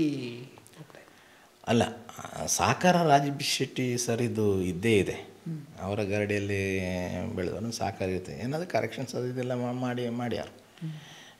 ಆದರೆ ಅದರ ಫುಲ್ಲು ಫ್ಲೆಜ್ ಇವರಿಗೆ JP ಅವರಿಗೆ ಬರ್ತದೆ. ಅವರ ಸಹಕಾರದಿಂದ ಇವರು 100% ಮಾಡಿರ್ಬೋದು. ನಿಮ್ಮನ್ನು ಈಗ ಎಲ್ಲರೂ ಗುರುತಿಸುವಾಗ ಹೇಗೆ ಅನ್ನಿಸ್ತದೆ ಸರ್? ಖುಷಿ ಆಗ್ತದೆ ಸರ್ ನಮಗೆ. ಇನ್ನಂತೂ ಈಗ ಅದೇ ಸೂಫ್ರಮ್ ಶೋ ಬಂದ ಮೇಲೆ ಇನ್ನು ಸಾಕಷ್ಟು ಜನ ನಿಮ್ಮನ್ನು ಗುರುತಿಸ್ತಾರೆ. ಖುಷಿ ಆಗ್ತದೆ ನಮಗೊಂದು. ಹಾರ್ಟ್ಫುಲ್ ಒಂದು ಅವರು ಬಂದಾಗ ಥಿಯೇಟ್ರಲ್ಲೆಲ್ಲ ನಮಗೆ ಭಾಳ ಖುಷಿ ಆಗ್ತದೆ. ಮಾತಾಡ್ತಾರೆ ಕಾರ್ಯಕ್ರಮದಲ್ಲಿ, ಅದು ಇದೆಲ್ಲ ಮಾತಾಡಿದ್ರೆ ಖುಷಿ ಆಗ್ತದೆ, ನಿಮ್ಮ ಮನಸ್ಸು ರಿಲ್ಯಾಕ್ಸ್ ಅಲ್ಲ. ಹೌದು. ನಿಮ್ಮ ಮುಂದಿನ ಸಿನಿಮಾಗಳು ಯಾವುದೆಲ್ಲ ಸರ್? ಒಂದು ಕನ್ನಡ ಪೆಡಂಬುತ್ ಅಂತ ಆಗಿದೆ, ಮತ್ತು ತುಳುವಿನಲ್ಲಿ ಜೈ ಅಂತ, ಅದು ಕನ್ನಡದಲ್ಲೂ ಬರುತ್ತೆ. ಅದೊಂದು 2 ಆಗಿದೆ, ಬರ್ಬೋದು, ಅಕ್ಟೋಬರ್ಲಿ ಬರ್ಬೋದು. ಒಂದು ಡೈಲಾಗನ್ನು ಹೇಳ್ಬೋದು ಯಾವ್ದಾದ್ರು ಸೂಪರ್? ರವೀಣ, ಹೊತ್ತಿಗೆ ಒಂದು ತಿಂದೋಗ್ತದೆ, ಆದರೆ ಉಪದ್ರ ಎಂಥ ಸಹ ಇಲ್ಲ. ಹಾಂ, ಸೂಪರ್. ಅದೊಂದು ಇದು ಪ್ರೇತ ಹಿಡಿದಾಗ, ಆ್ಯಕ್ಚುಲಿ ಪ್ರೇತ ಇಲ್ಲ ಅಲ್ಲಿ, ಕರೆಕ್ಟ್, ಜನಗಳ ಮಂಡೆಯಲ್ಲಿ ಪ್ರೇತ ಇದೆ. ಅದು ಅವರು ಬಂದು ತಿಂದು ಹೋಗ್ತಾ ಇರ್ತಲ್ಲ, ಕರೆಕ್ಟ್, ಆಚೆ ನಾವು ಅದೆಲ್ಲ ಗುಂಗಿನಲ್ಲೇ ಇದ್ದೇವೆ ಅಲ್ಲ. ಎಲ್ಲರೂ ಟೋಟಲಿ ಅಲ್ಲಿ ಜನಗಳು ಪ್ರೇತದ ಗುಂಗಿನಲ್ಲೇ ಇದೆ. ಆ್ಯಕ್ಚುಲಿ ಒರಿಜಿನಲ್ ಅಲ್ಲಿ ಇಲ್ಲ, ಏನಿಲ್ಲ, ಏನೋ ಒಂದು ಕಲ್ಪನೆಯಲ್ಲಿ ಅದು ಹಾಗೆ ಆಗಿದೆ. ಅದರಲ್ಲಿ ಇದರ ಶೂಟಿಂಗ್ ಹೇಗಿತ್ತು ಸರ್? ಅಲ್ಲಿ ಹೀರೋಯಿಗೆ ಪ್ರೇತ ಹಿಡಿದಿದೆ ಅಂತ ಹೇಳಿ ನೀವು ಪ್ರತಿಯೊಂದು ಕಷಾಯವನ್ನು ಕೊಡೋದಾಗಿರ್ಬೋದು, ಅದು ಹೇಗಿತ್ತು ಅಂತ? ಅಲ್ಲ, ಅದು ಸಿಚುವೇಶನ್ ಒಂದು ಒಳ್ಳೆ ಸಂದರ್ಭ. ಅದು ಕಷಾಯ ನಾವು ಕೊಟ್ಟಿದ್ದ ಸೀನ್ ಅದು ತುಂಬ ಮಾಡಿದ್ದೇವೆ ಅಲ್ಲಿ. ಕಷಾಯ ಎಲ್ಲ ಕೊಡುವಂಥ ಸೀನಲ್ಲ ಅದು. ಈಗ ನಾವು ಅವರನ್ನು ಮಾಡುವಾಗ ನಮಗೆ ಬೇಜಾರಾಗಿತ್ತು. ಅದು ಪರಿಸ್ಥಿತಿ ಅದಕ್ಕೆ ಇಲ್ಲಲ್ಲ, ಮಾಡಲೇಬೇಕಾಗುತ್ತೆ. ಆಕಾಶನ ದುರುಗಿಸೋದು ಕೆಲವು ಸರ್ತಿ ಇವರು ನಮ್ಮ ಪೂರ್ಣಿಮಕ್ಕ ಬಾಯಿಗೆ ಹಾಕುವಾಗ ಮೂಗಿಡಿಲಿಕ್ಕೆ ಉಂಟು ಮಾರ ಇವ್ರು ಗಟ್ಟಿ ಹಿಡಿದದ್ದು ಆ ಸಂದರ್ಭದಲ್ಲಿ ಇವರು ತೆಗಿ ಮಾರ ನೀವು ಎಂತ ಮಾರ ದಮ್ ಕೊಡಿಸ್ತೀರ ಅಂತ ಆವಾಗ ಬೈದಿದ್ದೆ. ಅವರು ಕೂಡ ಹೀಗೆ ಮಾಡ್ತಾಯಿದ್ರು ನಮ್ಮ JP ಸರ್. ಅದು ಈಗ ನಾವು ಜನರಲ್ಲಿ ನೋಡುವಾಗ ಒಂದು ಇರಿಟೇಷನ್ ಅಲ್ವಾ? ಕರೆಕ್ಟ್. ಹೌದಣ್ಣ. ಆದರೆ ನಮಗೆ ಸ್ಕ್ರೀನಿಗೆ ಬೇಕಾದು, ಅದುವೇ ಖುಷಿ ಅಲ್ವಾ? ಕಥೆಯಲ್ಲಿ ಅದು ಇರ್ತದೆ, ಸ್ವಾಮೀಜಿ ಬಂದು ಹೇಳ್ತಾರೆ ಮಾಡುವ ಸಂದರ್ಭ ಬಂದಿರ್ತದೆ. ಇವನ್ನ ಪ್ರತಿಯೊಂದು ಸೀನ್ಗಳದು ಸ್ವಾಮೀಜಿ ಎಂಟ್ರಿ ಆಗಿರ್ಬೋದು, ಪ್ರತಿಯೊಂದು ನನ್ನ ಪ್ರಕಾರ ನೀವು ಶೂಟಿಂಗ್ ಟೈಮಲ್ಲಿ ಅಷ್ಟು ನಗಾಡಿರ್ಬೋದು ಅಂತ ನನಗೆ ಅನ್ನಿಸ್ತು. ಎಂಜಾಯ್ ಮಾಡಿದ್ವಿ, ಸೂಪರ್ ಮಾಡಿದ್ವಿ ನಾವೊಂದು. ಎಲ್ಲರಿಗೂ ಖುಷಿ ಅದು ಕ್ಯಾರೆಕ್ಟರ್ ಎಲ್ಲ ಕ್ಯಾರೆಕ್ಟರ್ ಕೂಡ ಇದು ಮಾಡಿದ್ದೇವೆ. ಸ್ಟೋರಿ ಕೂಡ ನಾವು ಒಳ್ಳೆ ರೀತಿಯಲ್ಲಿ ಅವರು ಪೂರ್ಣಿಸಿದ್ದಾರೆ ನೋಡಿ ನಮ್ಮ JP ಸರ್. ಖಂಡಿತ ನಮಗೆ ಈ ರೀತಿ ಬರ್ತಂದು ನಾವು ಕನಸಲ್ಲಿ ಅನಿಸಲಿಲ್ಲ. ಆದರೆ ಒಂದು ಖುಷಿ ಅಂದರೆ ನಮ್ಮ JP ಸರ್ ಅವರ ಒಂದು ಕನಸು ನನಸಾಯ್ತಲ್ವ ಅಂತ ಅದೊಂದು ಖುಷಿ ಇದೆ. ನಾವು ಅದರಲ್ಲೊಂದು ಪಾತ್ರಧಾರಿ, ಒಂದು ಹೆಮ್ಮೆ ಇದೆ, ಖುಷಿ ಇದೆ. ಜೈಯಲ್ಲಿ ಯಾವ ಪಾತ್ರ ಸರ್? ಜೈಲೊಂದು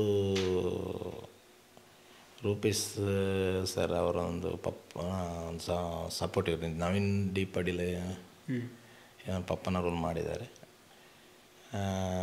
ಅವರಿಗೆ ಒಂದು ಗಾಡ್ ಫಾದರ್ ಆಗಿ ರೂಪೇಶ್ ಸರಿಗೆ ಮಾಡಿದ್ದಾರೆ. ಅದು ಹೇಗಿತ್ತು ಶೂಟಿಂಗ್?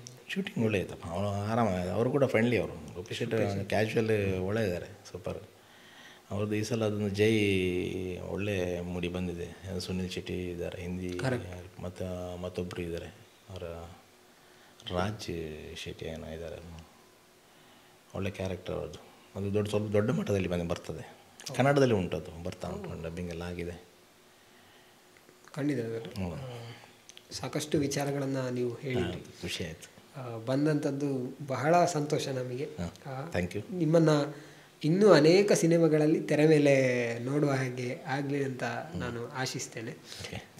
ನಿಮ್ಮ ಪ್ರತಿಯೊಂದು ಪಾತ್ರಗಳು ಕೂಡ ಕಣ್ಣಿಗೆ ಕಟ್ಟುವಂಥದ್ದು, ಅದು ಸೂಫ್ರಮ್ ಶೋದಲ್ಲಿ ಆಗಿರ್ಬೋದು, ಇನ್ನು ಹಳೆಯ ಸಿನಿಮಾಗಳಲ್ಲಿ ಕೂಡ ಆಗಿರ್ಬೋದು. ಸೊ ಹಾಗಾಗಿ ಪ್ರೀತಿಯ ಧನ್ಯವಾದಗಳು ನಿಮಗೆ. Thank you. ಇಷ್ಟೊತ್ತು ಅನೇಕ ವಿಚಾರಗಳನ್ನು ನೀವು ಮಾಹಿತಿಯನ್ನು ಹಂಚಿಕೊಂಡ್ರಿ. ಹಾಗೆ ಪ್ರತಿಯೊಬ್ಬರು ಕೂಡ ನಿಮ್ಮನ್ನು ಗುರುತಿಸುವಂತೆ ಆಗಲಿ ಅಂತ ಹೇಳೋದು ಆಶಯ sir. Thank you sir. Thank you. ನಿಮಗೂ ತುಂಬ ಥ್ಯಾಂಕ್ಸ್. ಯಾಕೆಂದರೆ ನಮ್ಮನ್ನೊಂದು ಕರೆದು ನಿಮ್ಮೊಟ್ಟಿಗೆ ಮಾಹಿತಿ ಹಂಚಿಕೊಂಡಿದ್ದಕ್ಕೆ ಅವಕಾಶ ಕೊಟ್ಟಿದ್ದೀರಾ. ಓಜಸ್ ಯೂಟ್ಯೂಬ್ ಚಾನಲ್ನ ನಿಮಗೆ, ನಿಮ್ಮ ಸಿಬ್ಬಂದಿಗಳಿಗೂ ಎಲ್ಲರಿಗೂ ಕೃತಜ್ಞತೆಗಳು. ಧನ್ಯವಾದ. Thank you sir.